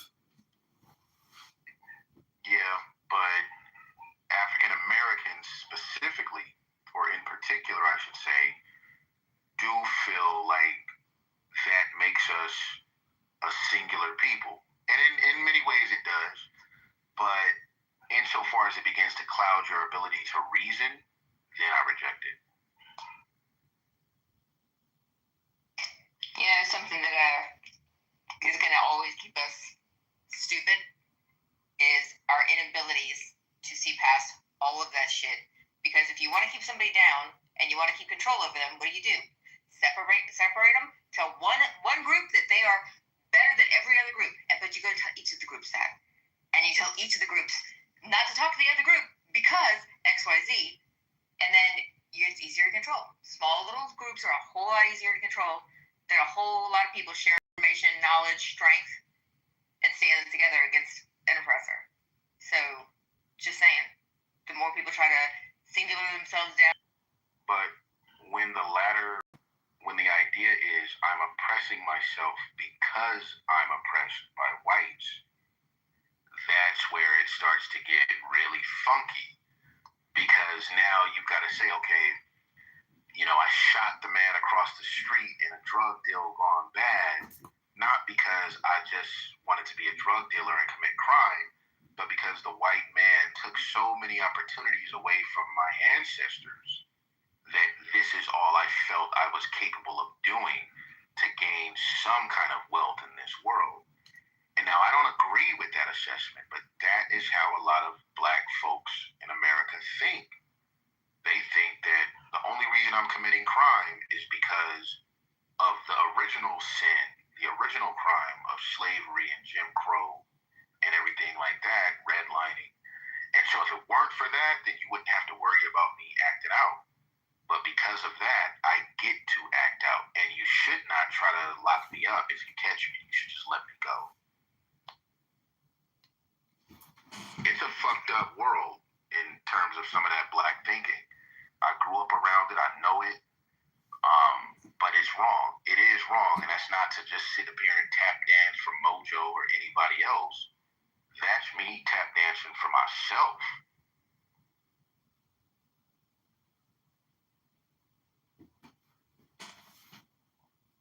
Well, I say just join the dance and the partners will find themselves. Here's what I don't like about the interaction that the two of you had, and it wasn't from your part, Gildas. It was this protectionism of trying to control the conversation to not take place in front of white people, and that kind of reminds me of the lessons my parents taught me as far as keeping a secret as a kid. Anybody outside of your parents asking you to not share things with somebody, you tell your parents. It's kind of one of those things, like. It's almost like safeguarding and protecting a system of psychological abuse because you don't agree with the way that Black America behaves, and at times, or you have certain criticism, then you're a coon, or you shouldn't be having that conversation in front of other people. It's really abusive, and I don't think that people really call it out for what it is. Yeah, I think you're absolutely right, Doc. And it takes a lot of black people a long time to maybe outgrow that influence that black culture has on you to be a race man or whatever you think, whatever you do, it has to benefit the race. And like to a certain extent, I understand, but the grandparents and the old uncles that I knew, like they didn't think like that, and they lived under Jim Crow. So I don't understand how these new age blacks with iPhones and jobs and property and like they have everything that our ancestors hoped they could get, except the mentality or except the outlook about how to engage in America. Yes, if a cop is stomping the brains out of a black man or a black woman, we gotta fight for our right, for sure. I'm with you. But don't say that the white man forced you to sell crack to your mama. That's crazy. Not my mama. You know what I mean? Like, I had to sell crack to my auntie because racism in the 80s. Nah. You are the worst kind of Negro, my brother. Well, can you explain how I'm trivializing it? Yes, because you're making it seem as if that people in certain communities are inherently predisposed. Well, again, I don't think I'm attributing anything to race. I'm attributing things to people's personal. Not all of us, but some of us, yeah. You disagree? No, I don't think any mindset is attributed or assigned to a person based on their race. A lot of the reasons why people think and believe what they do is because of the conditions and the exposure that they have. This is what I just explained, actually. No, bro, you were using the term black people, black thoughts, black ideals. Those are your words. Well, again, I was saying that there's a segment of the black population that believes that, for lack of a better term, white supremacy is the reason why we might have so much conflict and trauma and violence in some of our communities. Not all black communities are violent, but, the headliners are, and they remain that way. And we have to understand in America that there were not only laws, customs, guidelines, regulations, and practices that disproportionately affected black people in a negative way. Period, point blank. That is not something that anyone made up or anything like that. We can go through history at any time period up until right now, and you can look at, there are literally lawsuits that are pending related to financial practices that are discriminatory toward black people. I agree with you. I cannot deny the facts of history. Let me ask you a question, please, before you go on, because I'm listening to you. I'm not trying to yell back and forth. But given that history, why is it that 100% of black people are not criminals? Why is it just this 2 or 3% in our community that endured those conditions, that lived under those racist laws? 98% of serious? Yes, absolutely. Okay, give me 3 things that make us the most violent modern society aside from others. Homicide, assaults, and robberies. He's describing his own community. Okay, if I recall correctly, if you look for the places that have the most violent murders in the world that the U.S. State Department says to stay away from, yes, they certainly have more murders per capita than cartels. And the use of violence in the cartels... That is absolutely a lie. Nigeria. No, it's not. The Gulf Cartel Rwanda. and Uganda. the cartel run by El Chapo use violence as a means. This is where Marshall comes in handy. He does the heavy lifting. Hold on, Marshall. Homicide in the U.S. I can go on. Okay, so you said homicide. That's now out. Well, of course it does mean something. Shit. But you are more likely to be the victim of a homicide in the countries that I just listed than in the U.S. Bro, listen to what I'm saying. In America, just the sheer volume of... Think about what I said. I said murders. Think about it. Assaults and robberies. Think about it. That behaves, functions, exists. Well, hold on. Yes, Hold on. I want to give you a list of the robberies. Costa Rica's number 1 per capita in robberies, then Argentina, then Uruguay, then Brazil, then Chile. Robberies, then the United States. And then go to assaults. Then go to assaults. I'll get through all of them, but right now you have to understand that the first 2 that I've looked up, are incorrect. I can find countries that No, for the first I said that you combined. I said Okay, combined. I'm gonna pull the map because I'm a big facts guy. I'm gonna go look it up. And I mean, this is what I wanted to say to the guy who left when he brought up the Haitian Revolution. Well, hold on. Let me just get the thought out, Rock, and you can respond to it or not. Well, I was interrupted while There's this animosity about how to get revenge against white supremacy, and and it's valid. But the problem is that I haven't heard anybody come up with a plan for what we do after the revolution, and that's the problem that Haiti had. They did a successful revolution. That wasn't the problem that Haiti had. You don't know your history. The imperial powers. You got mad that somebody interrupted you, and now you're doing it. No, because he says Good one, he's stating Marshall. I have learned to love Marshall, not to hate Marshall.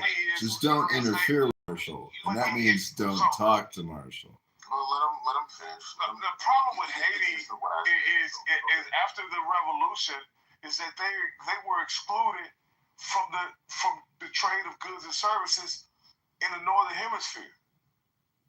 They were excluded. And what sort of economy did they try to erect in their constitution after the Haitian Revolution? When you heard a lot better. They wanted to reimpose a caste system. Okay, and insofar as they're going to do that, better castes and lower castes, where certain black people in Haiti got treated like princesses and princes, and certain other black people in Haiti got treated like dog shit. Isn't that the exact same problem you had before? Just saying. I'm talking about the group people.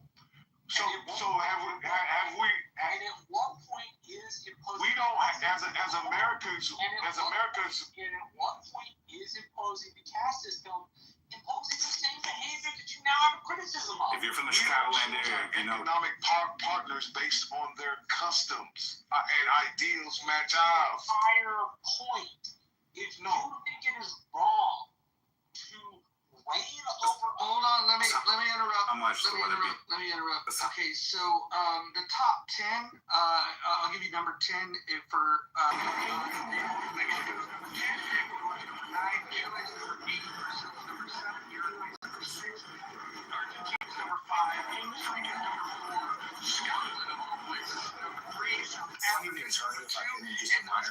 We're wrapping up a longer push here. It's late Saturday night. America is not in the top 10. So facts matter, people. Yeah, and so you're telling me how many murders happened in England the past year? That's not the point. That's the point I'm making. That's the point I'm making. I asked the question. Hold on. When I looked them up individually, you said that you weren't happy with that. No. Hold on. I'm not trying to argue with you. You listed all 3 of them. And then I said, okay, well, when it comes to homicide, U.S. isn't in the top 10. Then you said, okay, well, what about robbery? And then, nope, not. Wait, so why are you so wrong? Make up for facts? Are you kidding? No. What I'm saying is, I've lived in Europe in a country of 17 million people. They had 10 murders the entire year. None of them due to gun violence. What you are doing is saying your experience. No, what I'm doing is telling you that in America, the level of gun violence that we have here is far greater than any other nation that you could ever visit. Okay, hold on. Marshall, you have to mute yourself. I don't know who modded Marshall. We don't mod men in this space. We only mod women in this space. I'm going to bring Marshall back up, but do not mod men in this space. You are in the muff. Y'all have a caste system here based on gender? Yes, we. Well, I'll leave then. It's called in the muff. Like, have you ever been in the muff? There you go. He's afraid of pussy. There we have it. Look, he said something pretty good here. So I think here's the bottom line. When people say things, whether you agree with them, whether you disagree with them, whatever, fact check their asses because we have women moderators. By the way, Marshall, I love you to death, but in the muff, we do not have male moderators. The only reason I'm allowed to moderate. Can I ask Gildas a question? That was the best that he had. He wanted to come up and then he wanted to play a song and use a gif of a dance. Like, do better, people. Can I ask a question to Gildas? Gildas, it's a theory of mine that all communication is projection and politic. Maybe at the same time, but not always necessarily. I'm just wondering, in the Black community, is racial identity politics a projection or is that politics?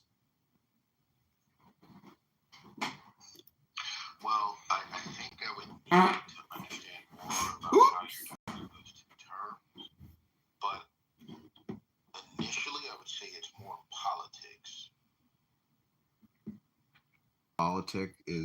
It would be ridiculous as a listener to get upset with their version or their form of trying to do politic. Yes, okay, so yeah, then I think we're on the same page here about what we think it's politics. And then we'll see how we move forward. There's no promise that reparations will be like, all right, it's even. It's an existential problem.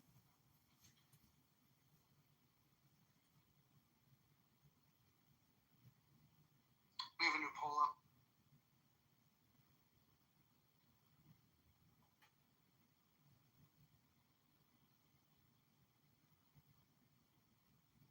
It looks like Tell Me More is winning.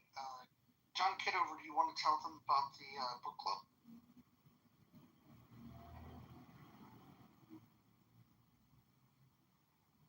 As John stepped away from the phone.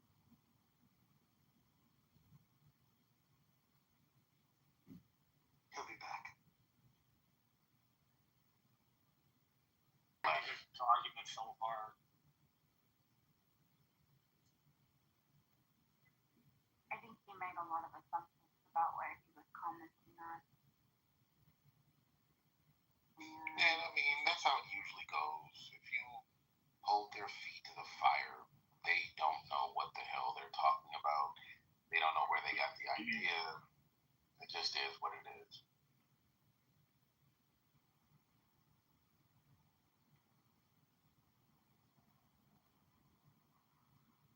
John, are you back with us? Yeah, I'm here. Can you tell us, in the poll above, Tell Me More is winning.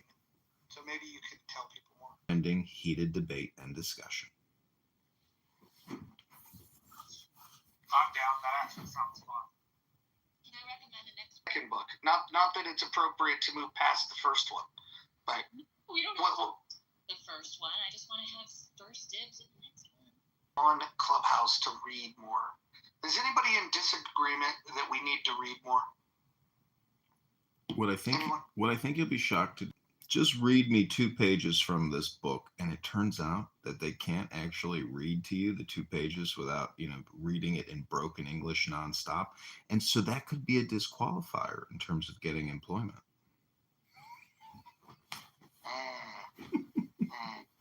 It's earlier when they came after the queen of all of Clubhouse. Who all was present for that?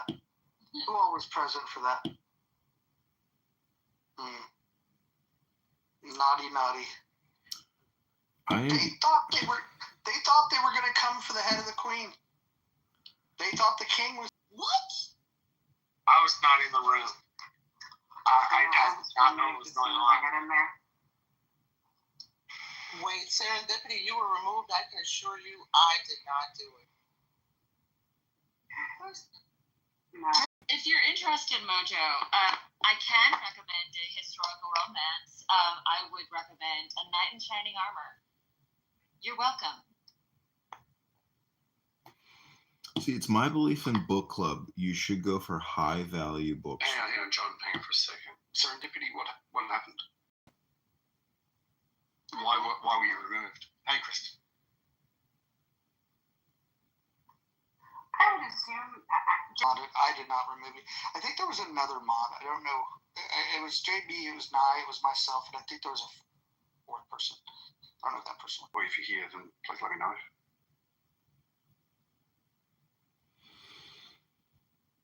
It was interesting. I learned that people were uncomfortable because I open rooms and I invite Monica and I give Monica a mod badge. I don't know if you guys noticed, but I'm not the only mod in this room. We have Kristen, we have Miss Dawn, who's been asleep for the last 3 hours. We have Dippity, and we have Nye. I mod the ladies. This is kind of like, you know, it's in the muff. You have to have female mods if you're in the muff. It's kind of in the title. And Hero, she's gonna get modded because she's a woman. And this is no disrespect to any of the men.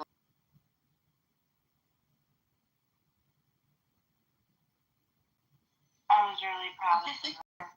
I felt like, I don't know, you didn't get rattled, you weren't upset, you were just calm and cool and collected, and I don't know, I was very proud of you. Yeah, I mean, there was nothing to see. It's like open rooms, and there's people that are confused on why Mojo would do rooms with Monica. I'm gonna listen to on all of Clubhouse. And if you miss these rooms live, you can always go to YouTube and you can watch the live stream. John Kitover, can you tell them how to find that when they're on YouTube?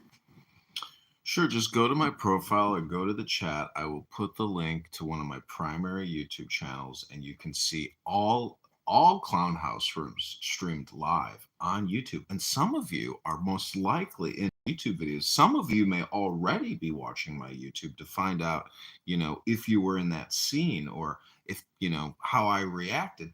Additionally, there are people who may be blocked from this room and other rooms who also watch my live stream and text me nonstop or even call me nonstop to talk about what they're watching on the YouTube live.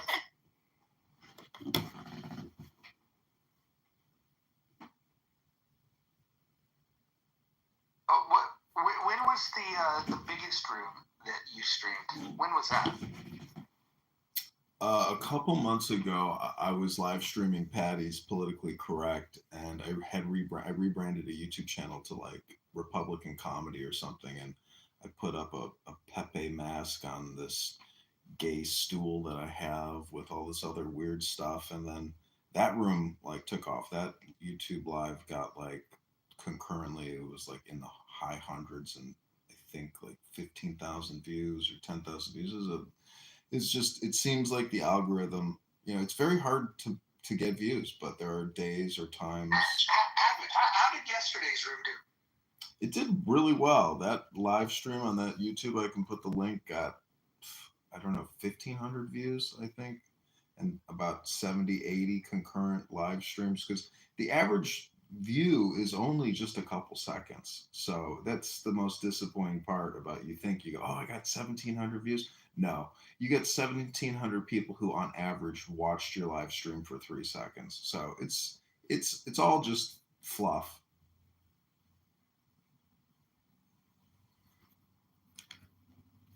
Well, we're going to try to break those records. Oh my gosh.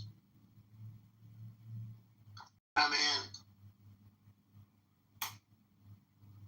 That's great news, Joe. Can you maybe tell us what the Hanged Man means in tarot? Oh, for me, it's sort of the indecision. Like I'm.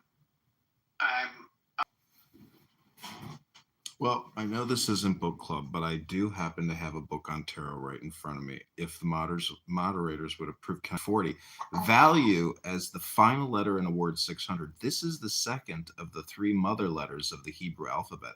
Its name means literally seas, but like many in Hebrew, it designates a general idea, in this instance, water. In this connection, we may note that alchemists call water the mother, seed, and root of all minerals. In ancient books, neither direction nor planet is assigned to this letter. In the cube of space, however, it corresponds to the inner axis of the cube connecting the center of the eastern face with the center of the western face. Moreover, the final form of the letter mem shares with the letter tav the attribution to the innermost center of the cube of space, and to this attribution part of the symbolism of key 12 refers. In modern astrology, however, Neptune corresponds to mem. The color assigned to this planet is pale blue, and the corresponding musical tone is G sharp or A flat. Water, the element represented by mem, is the first mirror. Water reflects images upside down, and this idea is carried out by the symbolism and title of Key 12, which is a symbol of reflected life, a life in image of life in the forms taken by the occult water or cosmic substance. Hanged Man, the title means occultly suspended mind, because the man and mind are from the same Sanskrit root, and this fact was known to the occultists who invented tarot. The title refers also to the utter dependence of human personality upon the cosmic life.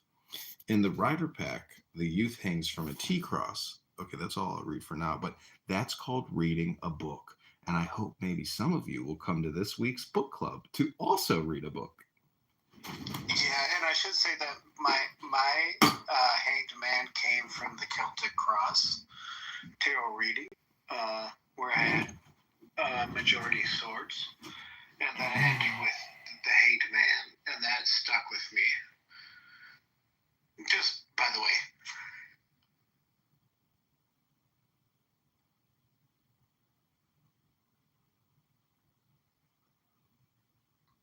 Well, I support the reading of books as a group.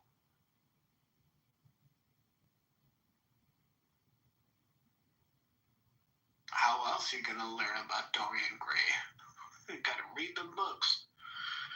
What I'm looking forward to most is to hear Monica's voice when she's reading from the book. 5 minutes of the most glorious voice on all of Clubhouse. If we read the most glorious books and have the most glorious reader and sounding person, clearly the room will be glorious, and hundreds, if not thousands, of brain-rotted out clownhouse users will finally hear what we call intelligence, knowledge, comprehension. It will be a hallelujah moment. I've done some readings. Popcorn and Mojo, you got a great voice, by the way. I mean, I don't know what you'd say. I think most people don't like their own voice, is what it is. I'm sure it's just as handsome as everybody says it is, but I just don't see it that way. It's the voice of an angel. Like if you picture, like, what would it sound? What would it sound like if the Lord was speaking to you in a feminine? First of all, it's not a romance. It's I have a crush on her. She's not returned any of these signals. There's no signal. Work on your voice inflection, please. I don't understand why Dawn would be unpleasant. I think she has a very pleasant voice. She sounds like John Fetterman, like hours after his stroke. You like that? You also I said you like that? dramatic reading. How many hours? That's How fucking many hours after the stroke? Dude, I'm channeling it to every fucking body that I know The will get first pissed couple off hours over it. are rough. You know, I'd like I'm to back channeled to like 30 my people vote already. from yesterday. I voted. Hold on. It's hard to I know have the to walk this back context of just in some of case these. she's listening.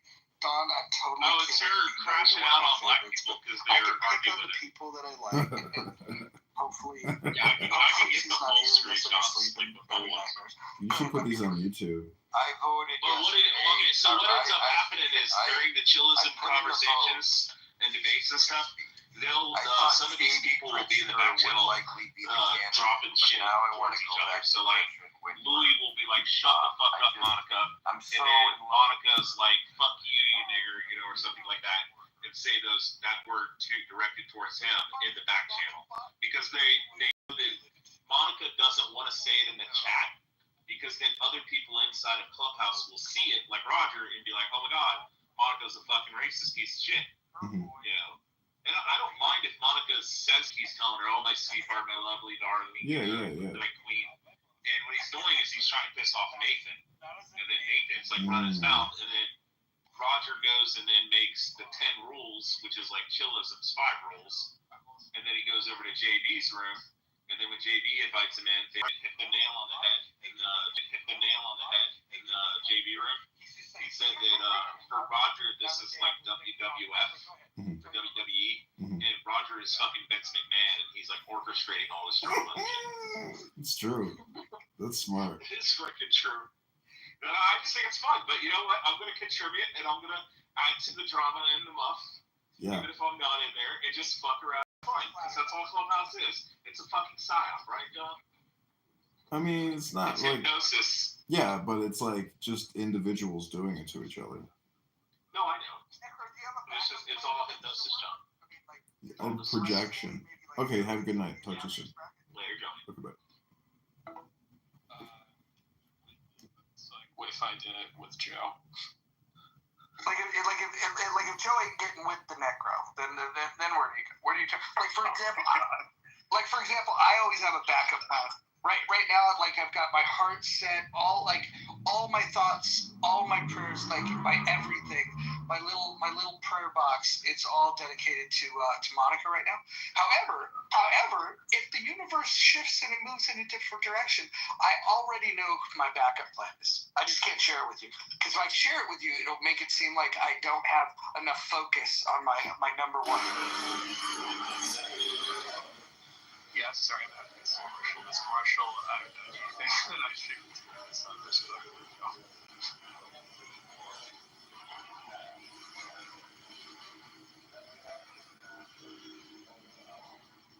Are you there, Marshall? Marshall can't save you now. No comment. Yeah. Oh. I just don't want her. If she really doesn't want to, get discussed about this. Hold on.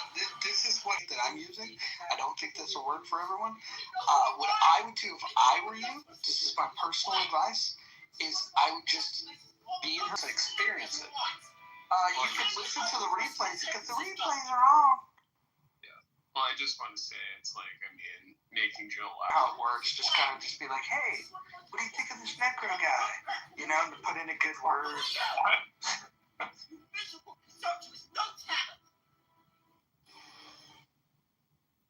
I think we can make this happen. Yeah, Joe, I'm sorry. I'm just hearing all this about Monica and not experiencing any of it.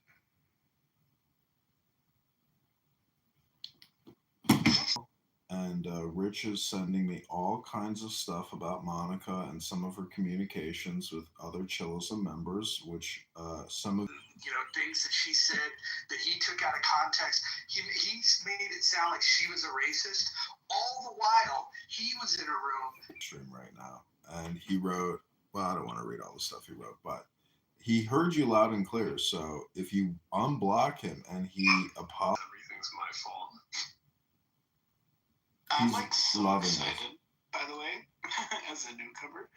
Who is Monica? And what is this trend? I'm just happy to be here.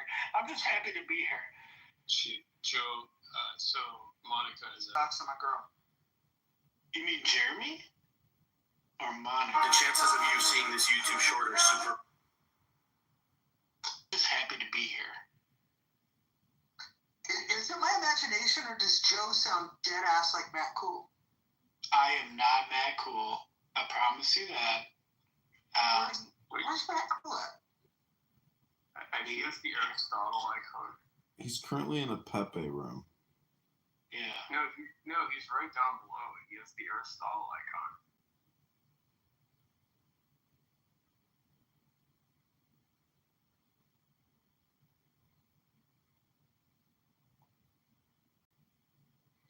So who is Monica? She's the most attractive, beautiful, and intelligent woman. Weird. If you mention her name again, I'm gonna have to remove you. I'm getting very uncomfortable.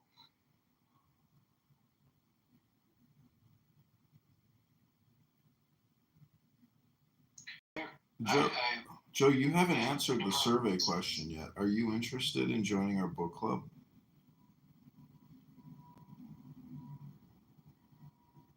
I will answer that now. There's a whole lot of other people on this stage and in this room that have also not answered the survey question. Do you want to join John Kitover's book club? Yes, I do. I will pass, or tell me more.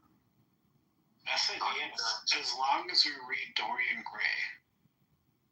Are you guys confident in your reading voice, like in front of other people? I'm confident. I can read. Constitution is erection.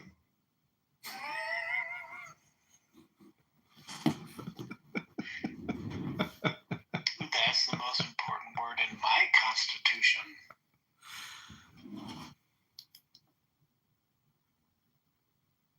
Just put in the chat, it's just a really short little clip of a nurse that does like these little, I don't know, hospice videos. But I want you to listen to the patient and tell me who you think it sounds like.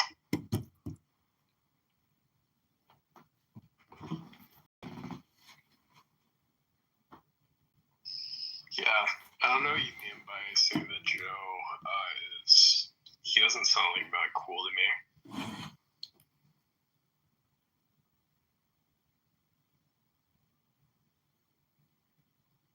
Right? Yeah, I'm not. Dang. That's crazy. That's crazy. It's her voice twin. I'm not Matt Cool. I'm Joe Cool, if you will.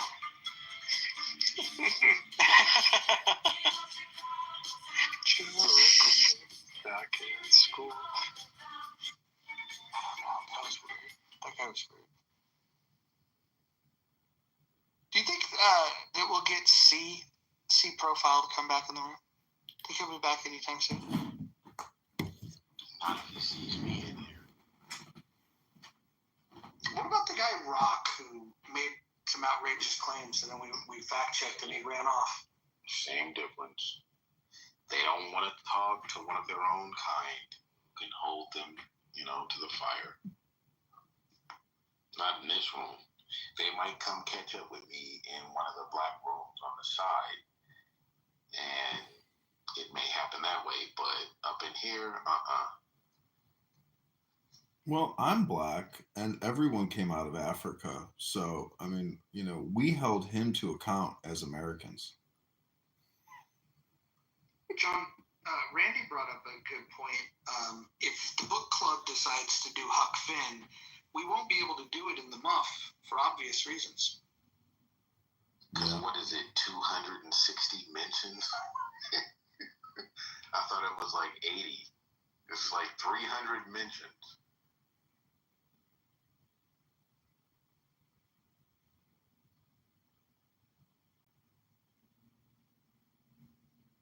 Surprisingly, I think it's only African Americans that I have heard use the N-word in the muff.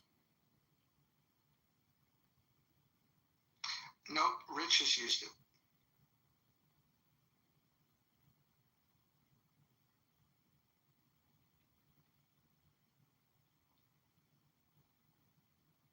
I've heard Adams use it. I've heard Gildas use it. I've heard Sig use it.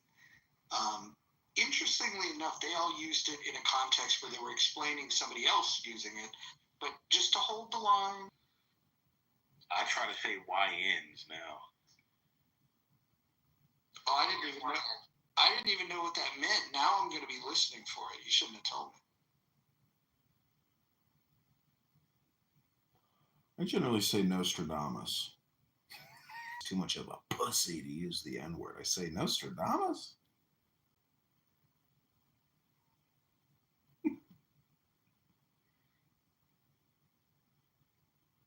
We added no saying the K word to that rule. Rule number 7's now banned the K word. And today we were asked if the K word stands for kangaroo. And we had to explain what the K word was, which was hard to do without saying it. Kitover also starts with a K. And many people don't know the Hebrew basis for the word Kitover. I didn't know this until I went to a rabbi's house for Shabbos, but he was like, "What is your last name?" I said, Kitover. He said, "Do you know what that means?" I said, "I don't know. What do you mean?"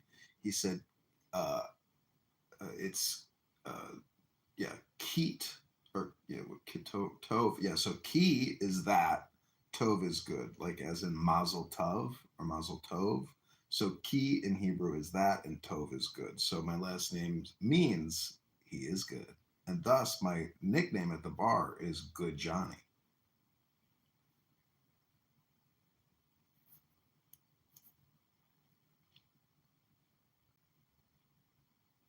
But it's from the book of Genesis. After Hashem, Ribbono Shel Olam, Yahweh created the universe and the world, he said, Kitover.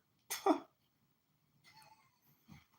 did Necro get his username? It was just a play on with, originally on Discord, I go by Necro Cancer. So. What does that mean? It was just a play on Necromancer, Necro Cancer. 99. That was the year I was born, so. Necro, do you think Clown House has been good for your collegiate career, or a negative drain on your collegiate career?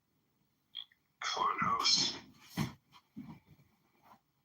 Yeah, I'm just saying, like, has it actually improved your life? Has it made your socialization better, your communication better? Like, how has it helped your college, experience? You say Clown. Like Clubhouse. Okay, Clubhouse, Necro. Clubhouse here. Necro, come on. Don't do this fucking thing where you like do the worst of the autism. You're better than this. You knew what he meant. Yeah. Give the autistic guy a kid a break. Can the autistic kid give us a fucking break?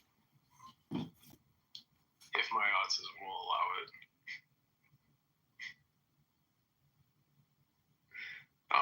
Anyways, as far as this app improving my life, I mean, I've definitely met a lot of people in social life. You met Joe B. Yeah, and she's very kind. She's probably one. What is it about Joe B that you find yourself drawn to? Just rent Harold and Maude and save the plane ticket. Yeah, I mean, it's okay with me. I mean, as long as Joe B is okay with it. Harold and Maude.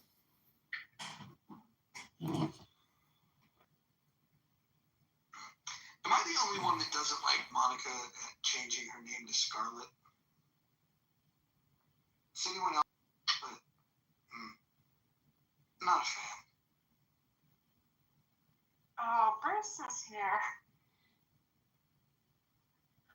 Listen for the babe. Oh, Bruce, my talent manager has arrived. Bruce, when's our next booking? I'm so happy you took on being my talent manager a couple of years ago, but we've yet to book any acts.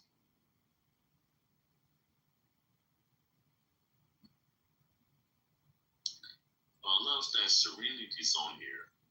Where's she at? Her name is not Serenity, you retard.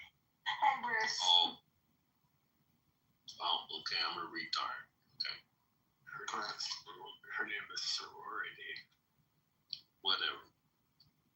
Serenity. So I'm a retard because I said I'm correctly to white people, right? Oh, God, we got another one. Are you a clone? Yeah. Why did you do this to me? It's because I'm white. Alright. I see where this is going.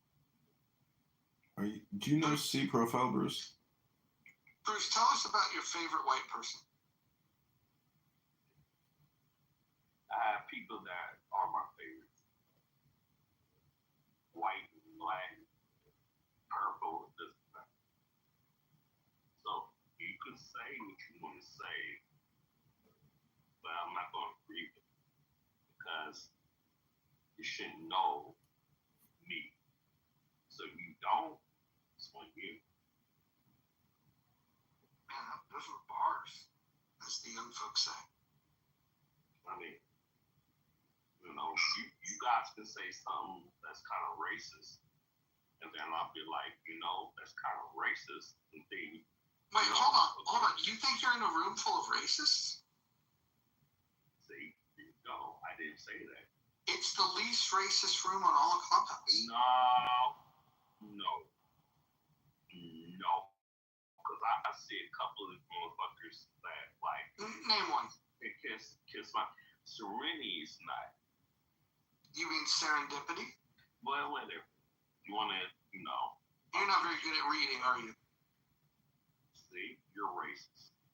Because you can't read, I'm a racist? No, you're racist because you said some ignorant ass shit. No, you mispronounced the name. All you had to do is sound it out, my guy. So who you, dude? The blackest man in all of Clubhouse. No, you're not black, dude. You're Hispanic. Oh, now I object to that. Black people all the damn time. Bruce. In the street. But Bruce. I'm not dealing with you as... With you? You're just... I ain't fucking with you? No. You're just gonna be... Did Bruce just call me a racist? Oh, Don's awake. I hope you heard that earlier. To you participating in the... You might think this is a giant cockroach, but it's not even an insect. It's a giant isopod, and they live all the way on the ocean floor. These alien-looking creatures are marine invertebrate that live in the depths of the Atlantic, Pacific, and Indian Oceans. And they don't call them giant as deep-sea gigantism, where creatures that reside at great depths are typically larger than those living in shallower waters. This can be attributed to... There's no way you're going to get version of God. If things get so bad, I can just create a fucking tidal wave, and those that aren't on the fucking boat, they don't get to survive. Think of me as God. Yes, the almighty creator of the Celestial Country Club. Or the creator of love.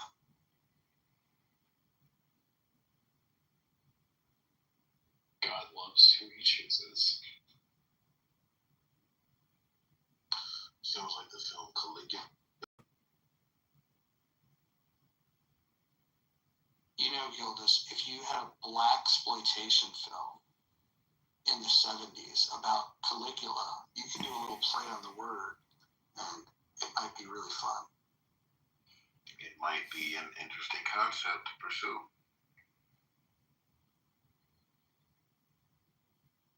I mean, I always thought that Django Unchained was a great movie, and they should have done like a spun-off film called, Mandingo, and it would have been about, like, you could have had Leonardo DiCaprio being like a Mandingo, like fighting broker coach or whatever. It would have been, horrifically racist, but nonetheless, there's something about Mandingo fighting. If it's true, I've never actually researched it, but like, did Americans actually have organized fighting rings with African slaves? I don't know the answer to that question, but I think so. They've written about it enough to make it seem like it happened, but there's probably no historical record. Have you ever seen the Italian Uncle Tom? It's like, in Italian, it's like Adioso Uncle Tommy or some shit like that. But in English, it's Goodbye Uncle Tom. You can find it on YouTube. Gildas, I got called an Uncle Tom today.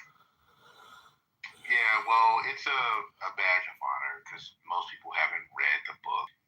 He chose to be, like, I think, burned alive before he told on Eliza and her husband to escape slaves. Don't tell me where those black people are. I'm going to burn you alive.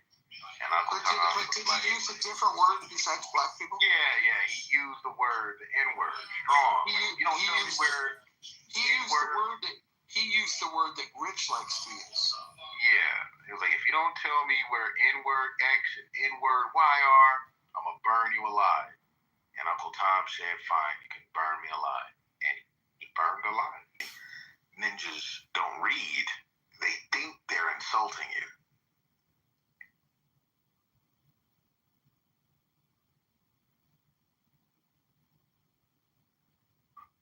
If you don't believe me, Chat GPT it. Uncle Tom died to save runaway slaves. That's how he died. And he used his, like, coon tactics to give them a head start. It's really crazy if you really read the Harriet Beecher Stowe.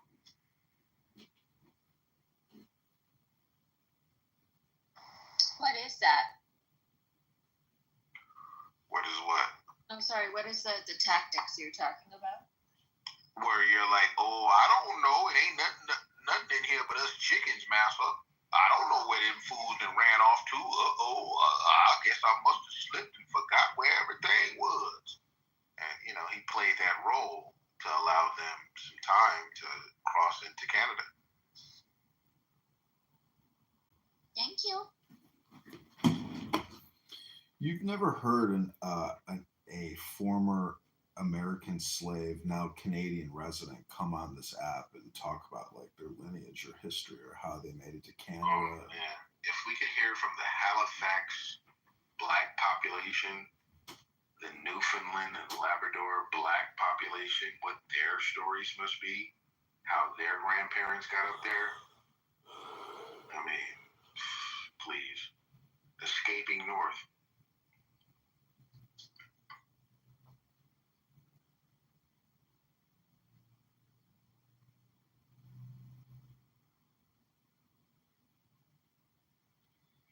But for all that, when anyone calls me an Uncle Tom, I take it as a badge of honor.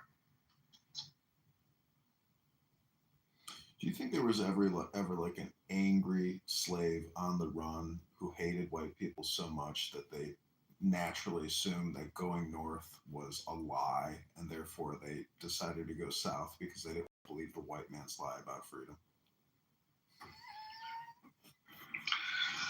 I mean, potentially. Yeah, but I think at the time, like, most people understood that if you wanted to get free, you gotta go north. I just think it's a serious question. There was no reason, and it was too difficult to escape into Mexico.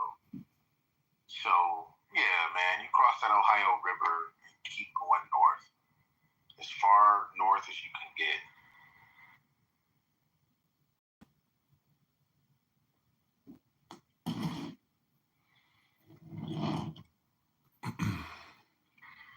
Which also undergirds my opinion about illegal immigration. I think they're just trying to move north too. And I don't understand why so many African Americans are against, you know, Hispanic immigrants coming to this country, because they're basically doing the same thing that my people were doing around the Fugitive Slave Act, trying to get north.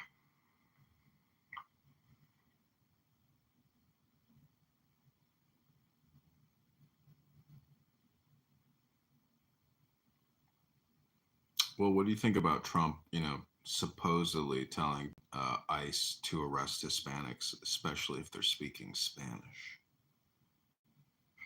Well, I'm not the most, I'm not, like, I didn't vote for Trump.